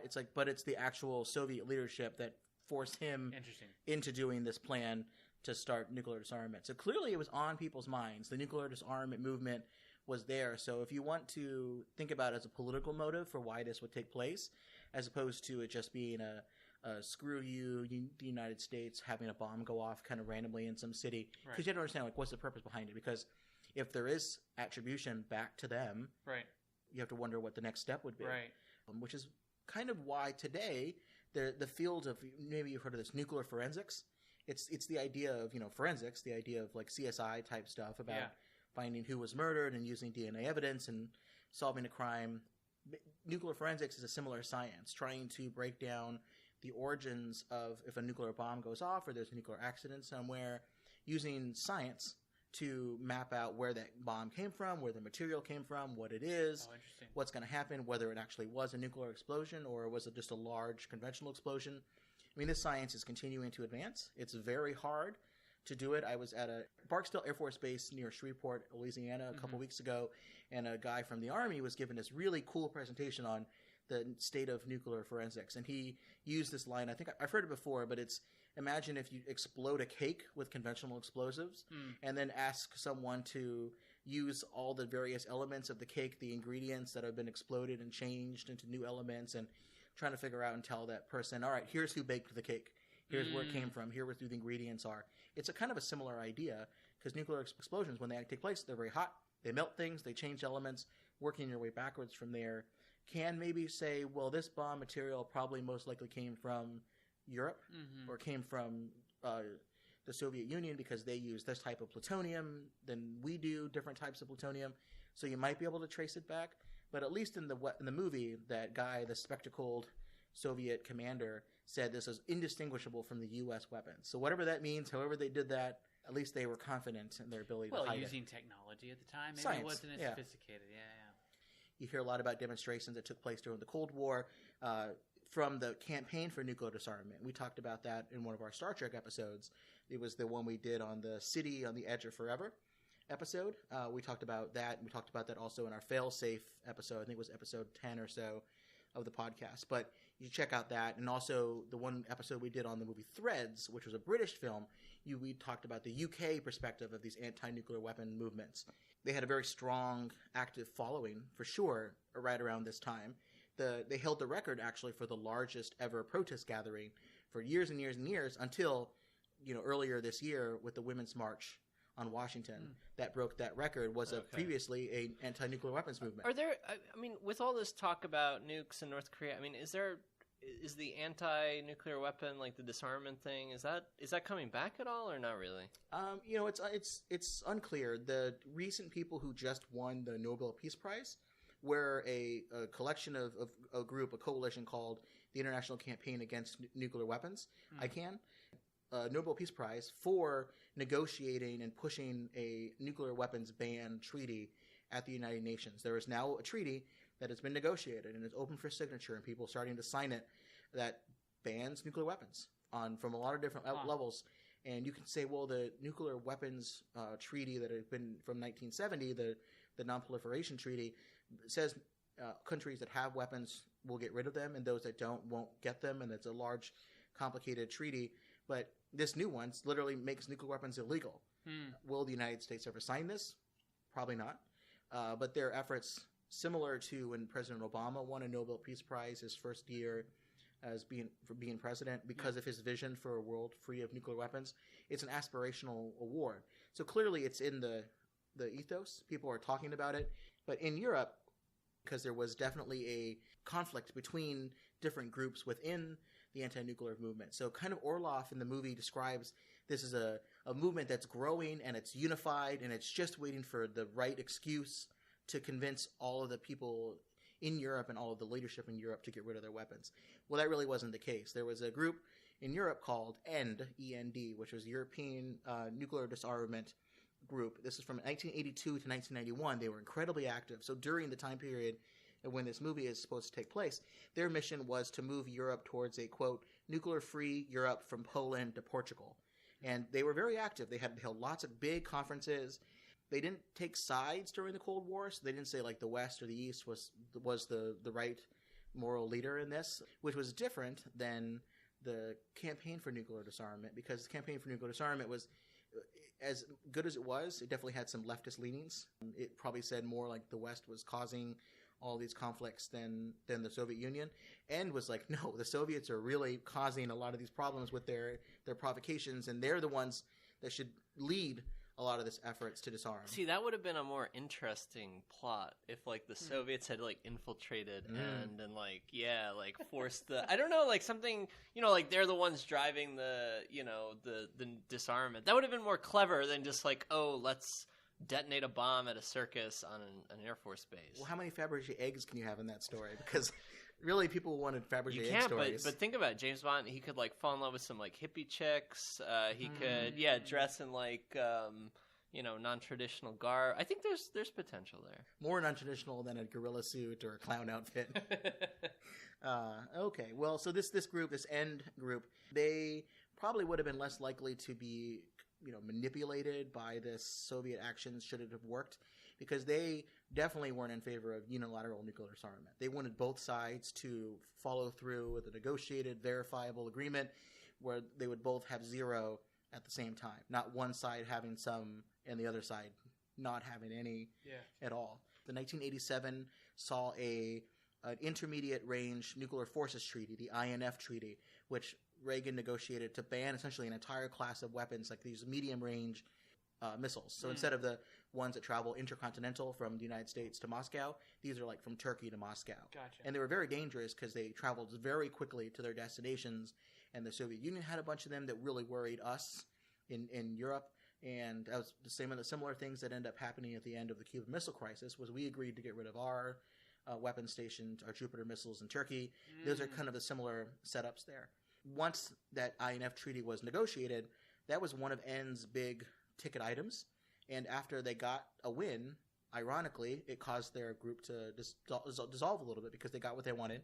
Oh, and they didn't have enough. I mean, they basically succeeded to the point where they no longer had a job. It's all about the journey and not the destination. Exactly.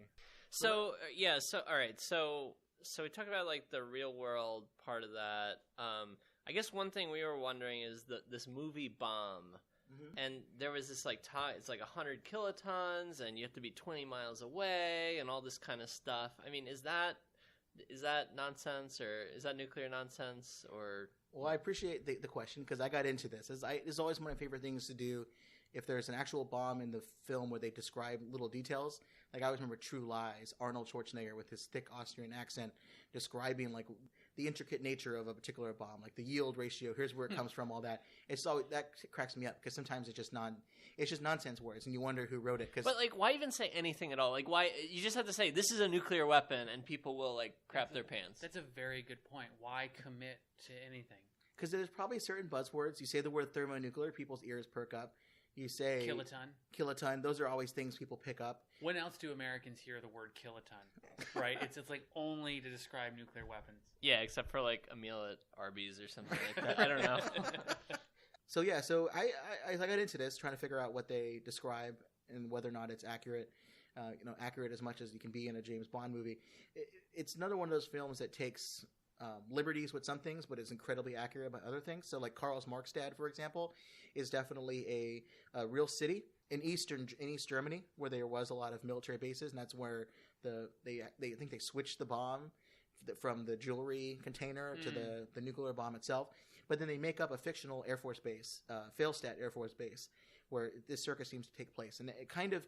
Because of, I went on the internet trying to find out exactly where this place was, because I wanted to find out if you could trigger a bomb to go off in 4 hours, where is that 4-hour location could be? Because remember that train went somewhere, unloaded some stuff, like some of their things, like some of their props. Maybe the tent was set up somewhere else, but an entire group of people, the audience had to come in, and they started the show all within 4 hours. Yeah, and also, can we just say, like, this train was not tested? They didn't, like, run a Geiger counter over it. There was no, like, hey, let's let this circus in. They're good people. Like, carnies and clowns never hurt anybody. Exactly. Well, they definitely didn't look at the bottom of the cannon, the human cannonball machine. But so it looks like, based on that distance and some of the other stuff, someone did some sleuthing and saw all the license plates in this town had an N next to it, which probably in Germany, N means, and license plate means Nuremberg. So that's where it's near. So it's somewhere in Bavaria, which is like the southern part of Germany. And but we've never had a U.S. Air Force base in Bavaria, nor did we ever station nuclear weapons in that part of Germany. Most of our nuclear weapons were stationed far west, on the western side, so that was farther away for the Soviets to get to them That's kind of where we station stuff. But in the real world today, we have 20 B-61 warheads. These are the gravity bombs, the ones that we have stationed in Europe. Today, these are dial yields, so you can go really low yields, relatively low yields, or all the way up to 300. It's like the mattresses, right? Yeah, it's like, what's your sleep number? Yeah, exactly. What's your forever sleep number? So we have those stationed at Buchel Air Force Base in Germany, in Western Germany, which is pretty far from Bavaria. Pretending that it's in Nuremberg, I used the trusty tool that we use in all these podcasts, NUKE map. This was designed by a professor, Alex Wellerstein, at Stevens College, and he has you can plug in what kind of bomb you want, where you want the bomb to be placed. Maybe it's your high school bully, and you want to nuke their town and see what it's like. You can plug in all these different figures, and it will tell you what the computer algorithms will say should be the reality. So I lean on them because that's fun because you can replicate that at home. Plug in all that stuff in there. A 100 kiloton bomb in Nuremberg, here's what the blast effects would be. Because remember, in the movie they say get 20 miles away. Fireball, the kind of initial mass kinetic explosion, would go about with that kind of ground burst, because you assume it's on the ground because it's at the circus, 1,640 feet of a radius there. So that's pretty far, but it's not 20 miles. Right. So that's the initial worry you have. Then you have your air blast ratio. So for 20 PSI, this is a level of pressure that can knock over even concrete buildings. That goes out 0.63 miles. So anything within that radius, then you kind of draw a circle with it, is pretty much knocked over. Radiation radius, so where there's this burst of gamma radiation that if you're within line of sight, or honestly, even if you're within this range, you're going to get hit pretty hard, and it's lethal, is lethal out to 1.13 miles. So again, not 20 miles, and this is without any sort of medical treatment. Air blast radius for a 5 PSI pressure, which can knock over most houses, so a lot of residential areas, that only goes out to 1.32 miles. Skin, not 20 miles we're talking about. The farthest out is the thermal radiation, so like heat flashes, burns, this thing we saw in our Terminator episode, right, where Linda Hamilton just kind of caught on fire. Those are off his skin and stuff. Exactly. So that's like the thermal radiation within line of sight. That's out to 2.43 miles for third-degree burns. So again, not very far. Now the question is, maybe they're talking about fallout, but depends entirely on the wind for that particular day and kind of what direction it's going. According to NUKE map, there'll be a lot of it. Well, there'll be a lot of fallout because it's a ground burst, because it basically throws up debris into the air. But depending on the winds, that can reach out to 126 miles. But the worst of it will be 5.3 miles. So again, not 20, but it could be pretty bad around 50 miles. So these are like...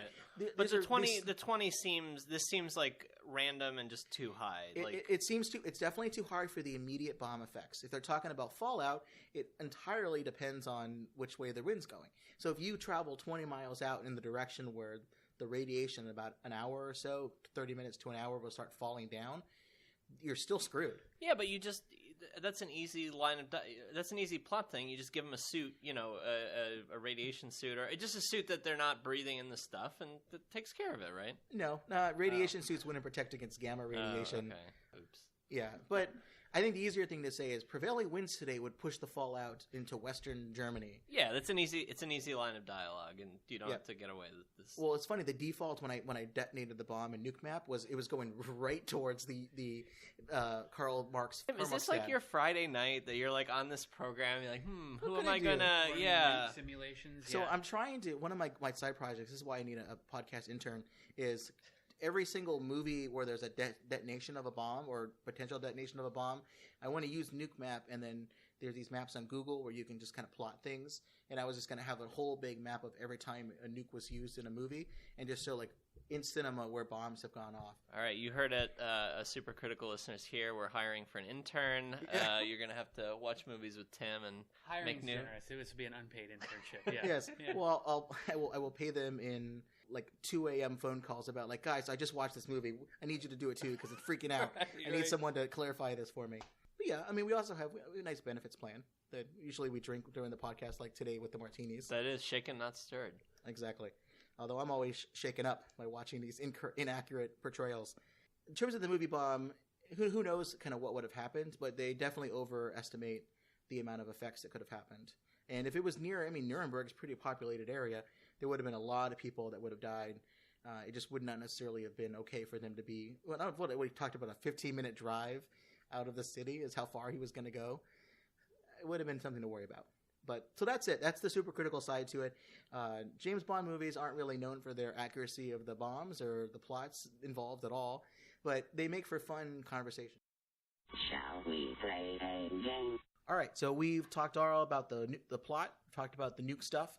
Let's play a game before we get into our final segment of the podcast here.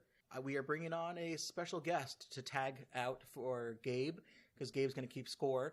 Ryan, thanks for coming on. Ryan's a friend of ours who lives in Texas now, but he's back in town for the weekend, and I think he'd be formidable competition for other fellow Texan Alex. Well, thank you for having me. This is how this game will work. You know how in most of the James Bond movies there's some sort of a gadget that Q will cook up for James Bond, and it's just the right thing. Yeah, it's just the right thing that he needs. In this movie, it's an acid pen and a camera on a watch and a Fabergé egg tracking device, basically whatever he needs. Well, they're usually pretty ridiculous, something oddball. Well, I've decided to play this game, which is going to be called Go-Go Gadget or No-No Gadget. And the purpose of the game is I will say a gadget in a quick description, and you describe to me whether or not it's a real device that was used in a James Bond movie, or it's just something that I made up that I think I could pass off as being in a James Bond movie. Does that make sense? Yes. Okay, so the way we'll play this is I've got about, this will be quick. I've got 25 of them, so it'll be real quick. Whoever gets the most will win. I'll say it, and then whoever says their name first will be able to say whether or not it's real or fake. If you get it right, you get a point. If you get it wrong, you get a negative point. So there's a penalty there. There's consequences. Yeah, so you can't just say your name first. Okay. And the winner, because we always have to have a prize, I have 2 cufflinks here, and they may or may not have tracking devices on them or some sort of a laser. I'm not sure. I got them when I was in Vietnam, so I want that prize. All right, so let's fight for it. So the first one here, the Ghetto Blaster, a boombox that fires a rocket. Alex. All right. Yes, that's a real thing. That would be perfectly satisfactory. It is a real thing. It's from the Timothy Dalton movie, The Living Daylights. Did you know that, or was that a guess? It just felt like something that a Bond movie would have. The Ghetto Blaster. Like trying to be hip, but then failing somehow, you know? Rocket jetpack, used to propel Bond when escaping from an enemy. Ryan, what do you got? I'm going to say that seems like it should be a thing, so I'm going to say no-no gadget. That's what I call trouble. It's real. It's in the Sean Connery movie Thunderball. So I have negative. You have negative points. But what about an underwater jetpack? Alex, that is not a thing. That's what I call trouble. That is absolutely a thing. It's also in Thunderball. He uses it to propel faster than anyone can swim underwater. All right. Underwater underwear. Underwear that allows James Bond to breathe underwater, but the only downside is you have to put your underwear on your head. Ryan. That's got to be no-no gadget. That would be perfectly satisfactory. That is a no-no gadget. I made that up, but it sounds like something that Q could make up. We're back at 0 to 0. All right, 0 to 0. You got that? Is that what you have, Gabe? This is like a soccer game. All right, the next device is called Barbecue Kill, a barbecue grill that unleashes a smoke bomb. No. That would be perfectly satisfactory. No, that is correct. It is not a real device. Okay. I couldn't get any sort of grilling thing past you. I figured you would have get that one. The next one is a cyanide cigarette. Smoking kills. Ryan. Technically, all cigarettes... Isn't cyanide one of those things they say is in cigarettes? I'm going to say it's real. That would be perfectly satisfactory. It is real. It's from the movie Dr. No. That's a good one. Yeah. That's one of the early ones, yeah. That's probably my favorite Bond movie, believe it or not. It's very good. All right, the next one. A knockout book. A book with words so boring that cause the reader to pass out when read out loud. Alex. That's not a thing. That would be perfectly satisfactory. I made that one up. Yeah. That's pretty funny. Yeah, I can see that working. That's good. Okay. The next one is called the gourd gun. A pump-action shotgun hitting inside of a pumpkin. Ryan. I'm going to say that's real. That's what I call trouble. That one's fake. I made it up, but if it was in a movie, it would be in The Man with the Gourd and Gun. This guy. All right. Got that? You ready to go? Okay. Next one is called the dagger shoe. a shoe with a concealed blade. Alex. Yes. That's in a Bond movie. That would be perfectly satisfactory. It absolutely is in a Bond movie. It's from It's From in a Russia lot with of Love. movies. All right, there you go. Yeah, it's a poison-tipped dagger. Mexican machine gun. A cleverly disguised machine gun that is contained within a mannequin of a racist Mexican stereotype taking a siesta. Ryan. Yeah. It's fake. That's what I call trouble. Unfortunately, it is in the movie Moonraker. The racism was a dead giveaway. That's absolutely in a Bond film. Yeah. Yep. The next one is called Kleenex Anthrax, a tissue box that gives the unsuspecting sneezer a dose of anthrax. Ryan. That's fake. That would be perfectly satisfactory. It's absolutely That's fake. fake. That's fake. But it rhymes. It's fun. All right, good one. Next one is called Bedtime Trousers, a pair of pants that activates a sleeping gas when the person wearing it passes gas. Alex. No, that's not real. That would be perfectly satisfactory. No, but it's a good anti-tampering device if you want to make sure someone doesn't, have bad etiquette at a dinner table. It's kind of an overreaction to someone. Yeah. The next one is called a ballpoint pen that contains a Class 4 grenade. Ryan. That's got to be true. That would be perfectly satisfactory. It's from GoldenEye. Yeah. I Remember Boris? Yeah, Flip and he like kept that? keep clicking, and then he lost track of how he clicked it, I think. Yep. I can do that because that's my old high school debate days when we learned how to flip pens. And they can't let me have one that has a clicker on it. Otherwise, that's what I do. All right, the next one is a broom radio. A radio hidden inside of a broom. Alex. Yes, that's a thing. That would be perfectly satisfactory. Yes, from the movie License to Kill. Q pulls out a little broom radio. Beautiful. Yeah, it's good stuff. Tinderizer. An iPhone with a hacked version of Tinder that allows James Bond to match automatically whoever he swipes right. Ryan. That's false. That's false? That's funny. Are you sure? That's not one of the new ones? That's funny. That's pretty funny. I haven't seen the new James Bond movie, but I assume that would be very helpful. That would be perfectly satisfactory. All right, that is fake, yes. That's pretty funny. Thank you. The next one is Dentonite toothpaste. Plastic explosives disguised as ordinary toothpaste. Alex. This is not a Bond thing. It was a Austin Powers thing. That's what I call trouble. It's real. It's in License to Kill. And then it's in the opening of License to Kill. But they didn't make fun of it in Austin Powers. No, but they also had a Bond one that was gum while we're thinking about teeth stuff. I believe with the red and you push. No, that was Mission Impossible. Yeah. With the red and the green gum. See, this is where I should have done this. I should have made up some from other Bond movies or movies that are like Bond. Yeah. Okay, the next one is called a grappling hookah. A grappling hook disguised as a hookah pipe. Ryan, that's false because I don't see how the physics of that would work. That would be perfectly satisfactory. Well, it's still in prototype mode, but it's fake. Yes, I'm working on it on my spare time. The next one is an electromagnetic RPM controller, which is a ring controlled by Q that ensures a jackpot at the slot machines every single time. Alex? That's real. That would be perfectly satisfactory. From Diamonds Are Forever. Wow. Yeah, so that's pretty cool. Bond cheats a lot at gambling. He doesn't seem. I think in the new Casino Royale, right? He plays poker. Does he cheat at that? Right?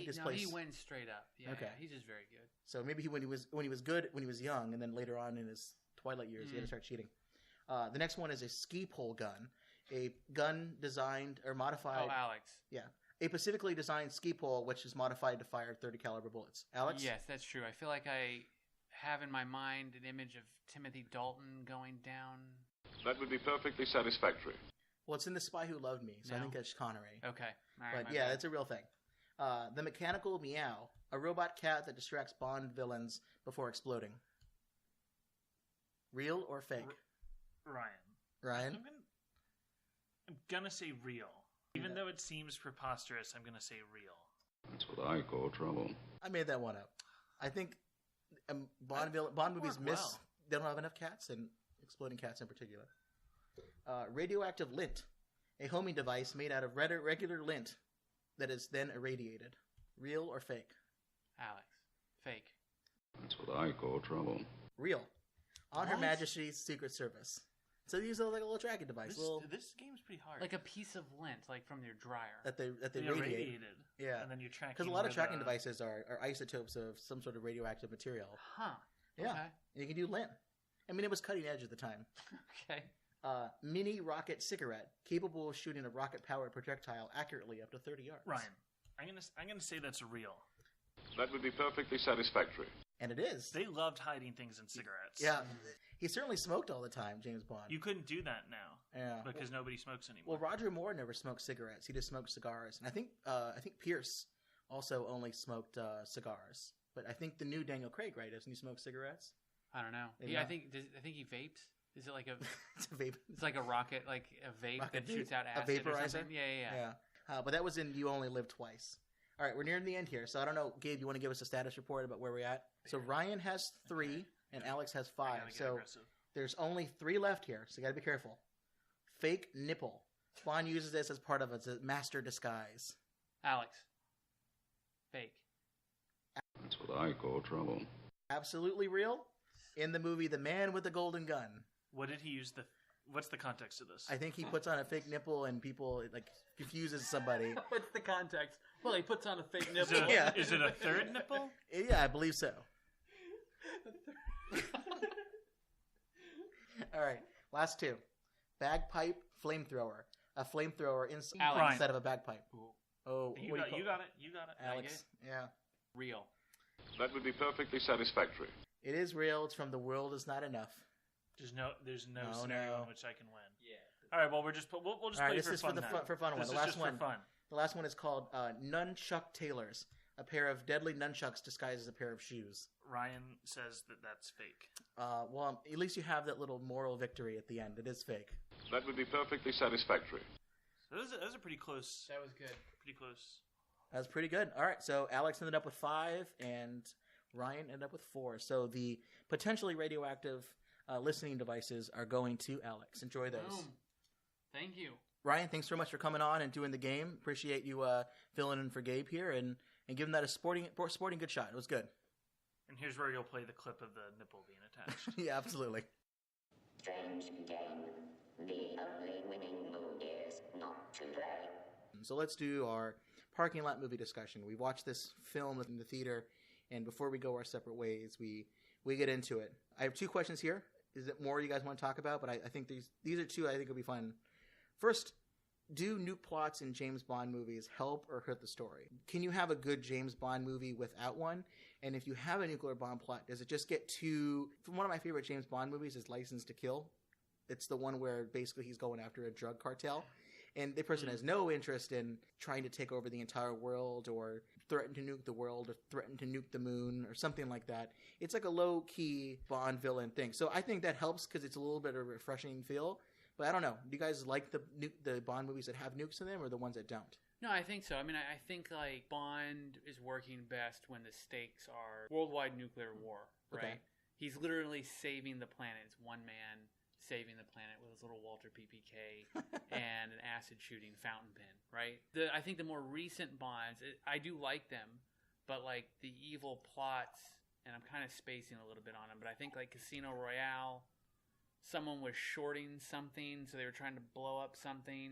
There was something. Yeah, it was like a financial engineering type thing. Right. Spectre was just he's trying to bust open this international crime syndicate. So if they were to make another Daniel Craig movie these days, bring a nuke back. You think it would work today? Some Russian oligarch got his hands on something from Kazakhstan.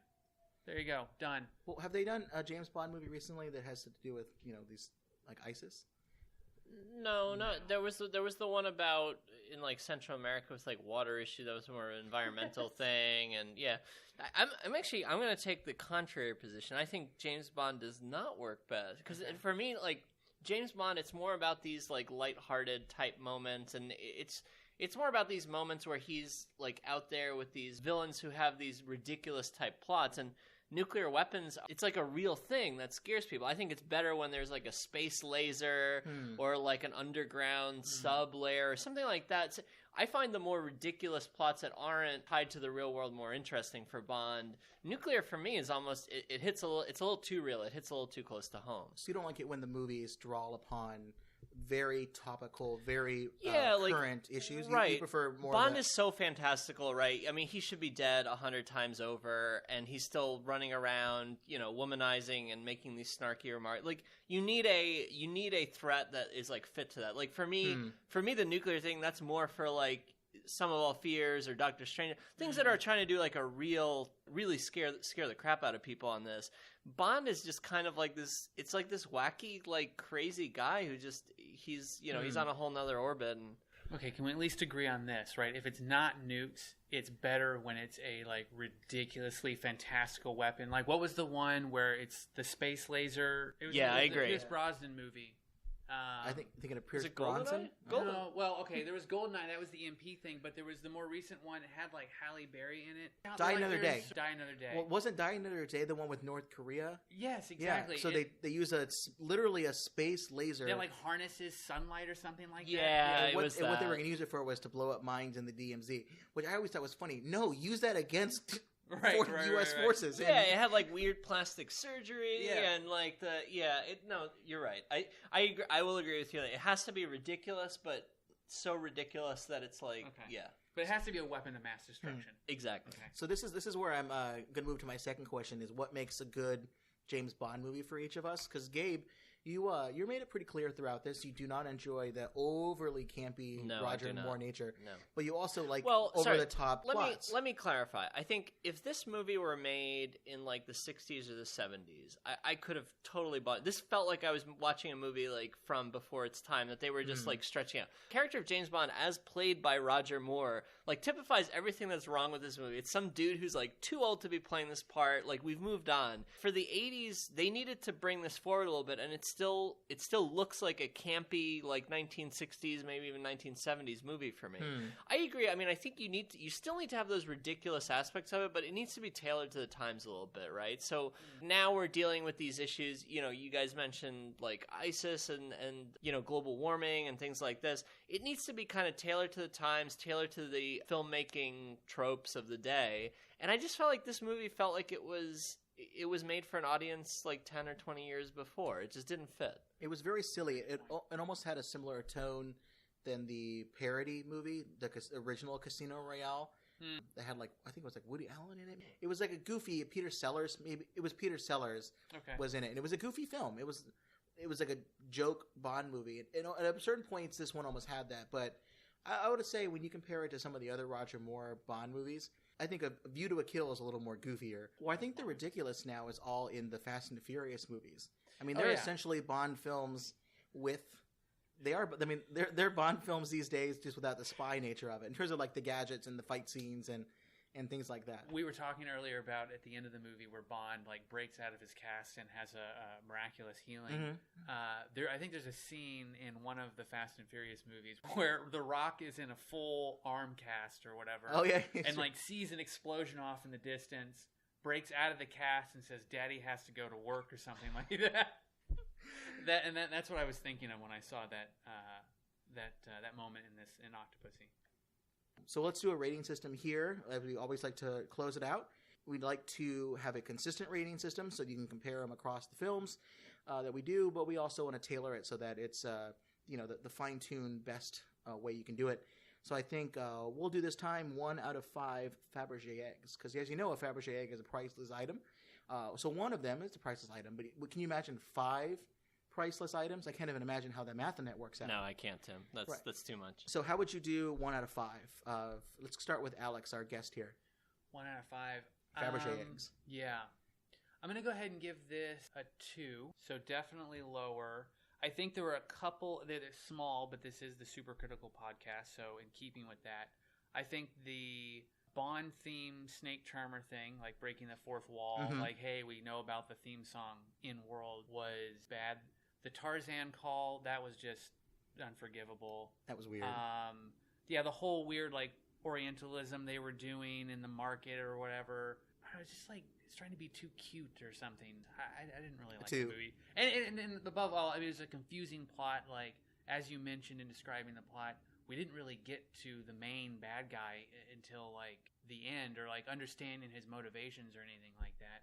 I mean, for most of the movie, we were thinking about Fabergé eggs and jewel heists, and then at the end, it's like, oh no, there's a nuclear weapon involved. Right. Anyway, so I didn't like the movie very much. Gabe, what would you give it?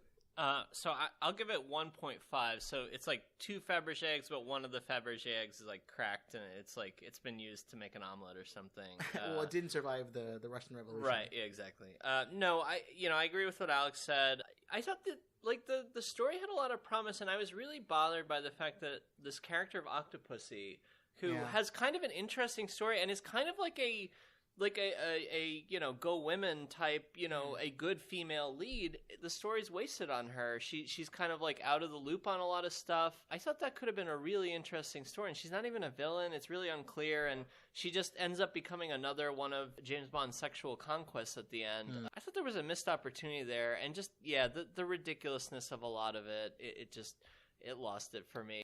Bond needed to grow up, and this really didn't do it, and it was a waste of a strong, potentially strong female co-star. So that's actually interesting. That's why I give it a 3, is because I don't think it's a great film. I definitely think it's not even a great James Bond movie. But when I weigh other James Bond movies about like the treatment of women or kind of plots that may be a little bit stale, I think Octopussy at least does enough work to me to give it a 3. I think you're right. They don't do enough with Octopussy herself. They do enough that it's groundbreaking within the series, and I enjoyed that part of it. I enjoyed the even though the plot of the tricking anti-nuclear weapons movements into disarming Europe is ridiculous. It's such like it would require 50 steps, and if any point during this process they didn't work, then it would fail, and you just end up setting a bomb off for no reason, and you leave Russia open to retaliation. Even though that it's ridiculous enough that I think it's a fun James Bond film. And I think Roger Moore, I am not bothered by the fact that he's a 50-year-old, looks like a 70-year-old James Bond. I enjoy the fact that even in his twilight years, he still has something to offer Queen and Country. And I enjoyed that. Like chasing children off the front lawn of MI6? If that's what the mission calls for, he's willing to do it. The things he does for his country. Waving his cane at them. It's a cane that if you push a certain button, it emits a sonic sound that only young people can hear, and that's why he's immune now. I think there's some way to make this work. I enjoyed the movie enough. I remember it a lot fonder when I first saw it than I did upon rewatching it for the podcast, but I think 3, I'm pretty happy with. But if you enjoyed Octopussy at all, and you want to learn more about some of the things that are relating to this film, we've got some time now to recommend some stuff. So I don't know if Alex and Gabe have some things, but I've got 3 things that I want to recommend. One, the James Bonding podcast, which is it's pretty hilarious. It's 2 comedians, both named Matt Gorley and Matt Myra. They get together every couple of weeks, and they would watch the first James Bond film at the time. They would watch the last James Bond, and then they would do the second, and then they would do a second from the last, and kind of work their way to the middle.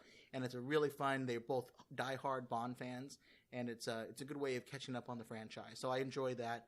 I will link to a government report of all things, a Congressional Research Service report, and they are a research service that does work for Congress.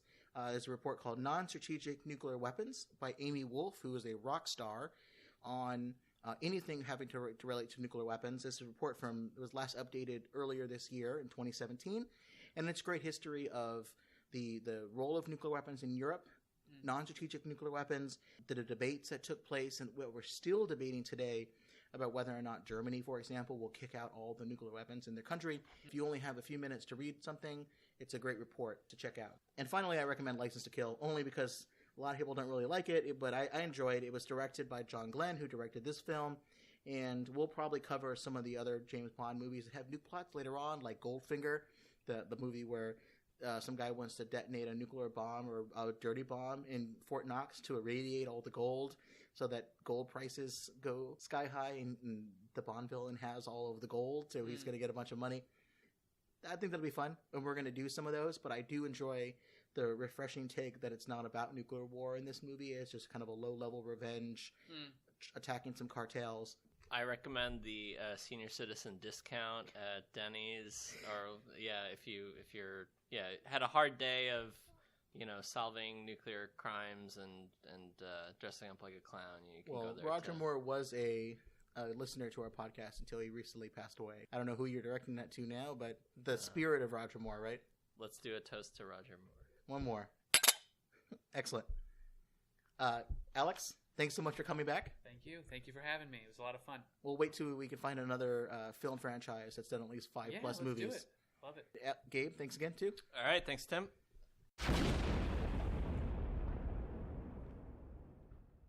Thanks for listening to another episode of the Super Critical Podcast. If you have any suggestions for future episodes or want to tell us what we got wrong, there are a couple ways you can contact the show. Check us out on Facebook, facebook.com/supercriticalpodcast, Twitter @nuclearpodcast. We've had some great discussions on there. And email supercriticalpodcast@gmail.com. Thanks to everyone who has left a 5-star review in the recent weeks. It's a big help to help grow the show, earn some more listeners, and we always appreciate the feedback on what people think about the show itself. Until next time, this has been Tim Westmeyer. And Gabe. And Alex. And remember, if it's pop culture and radioactive, we are bound to get super critical about it. Have a good one, and Joel will return in an upcoming episode about the Leftovers TV show.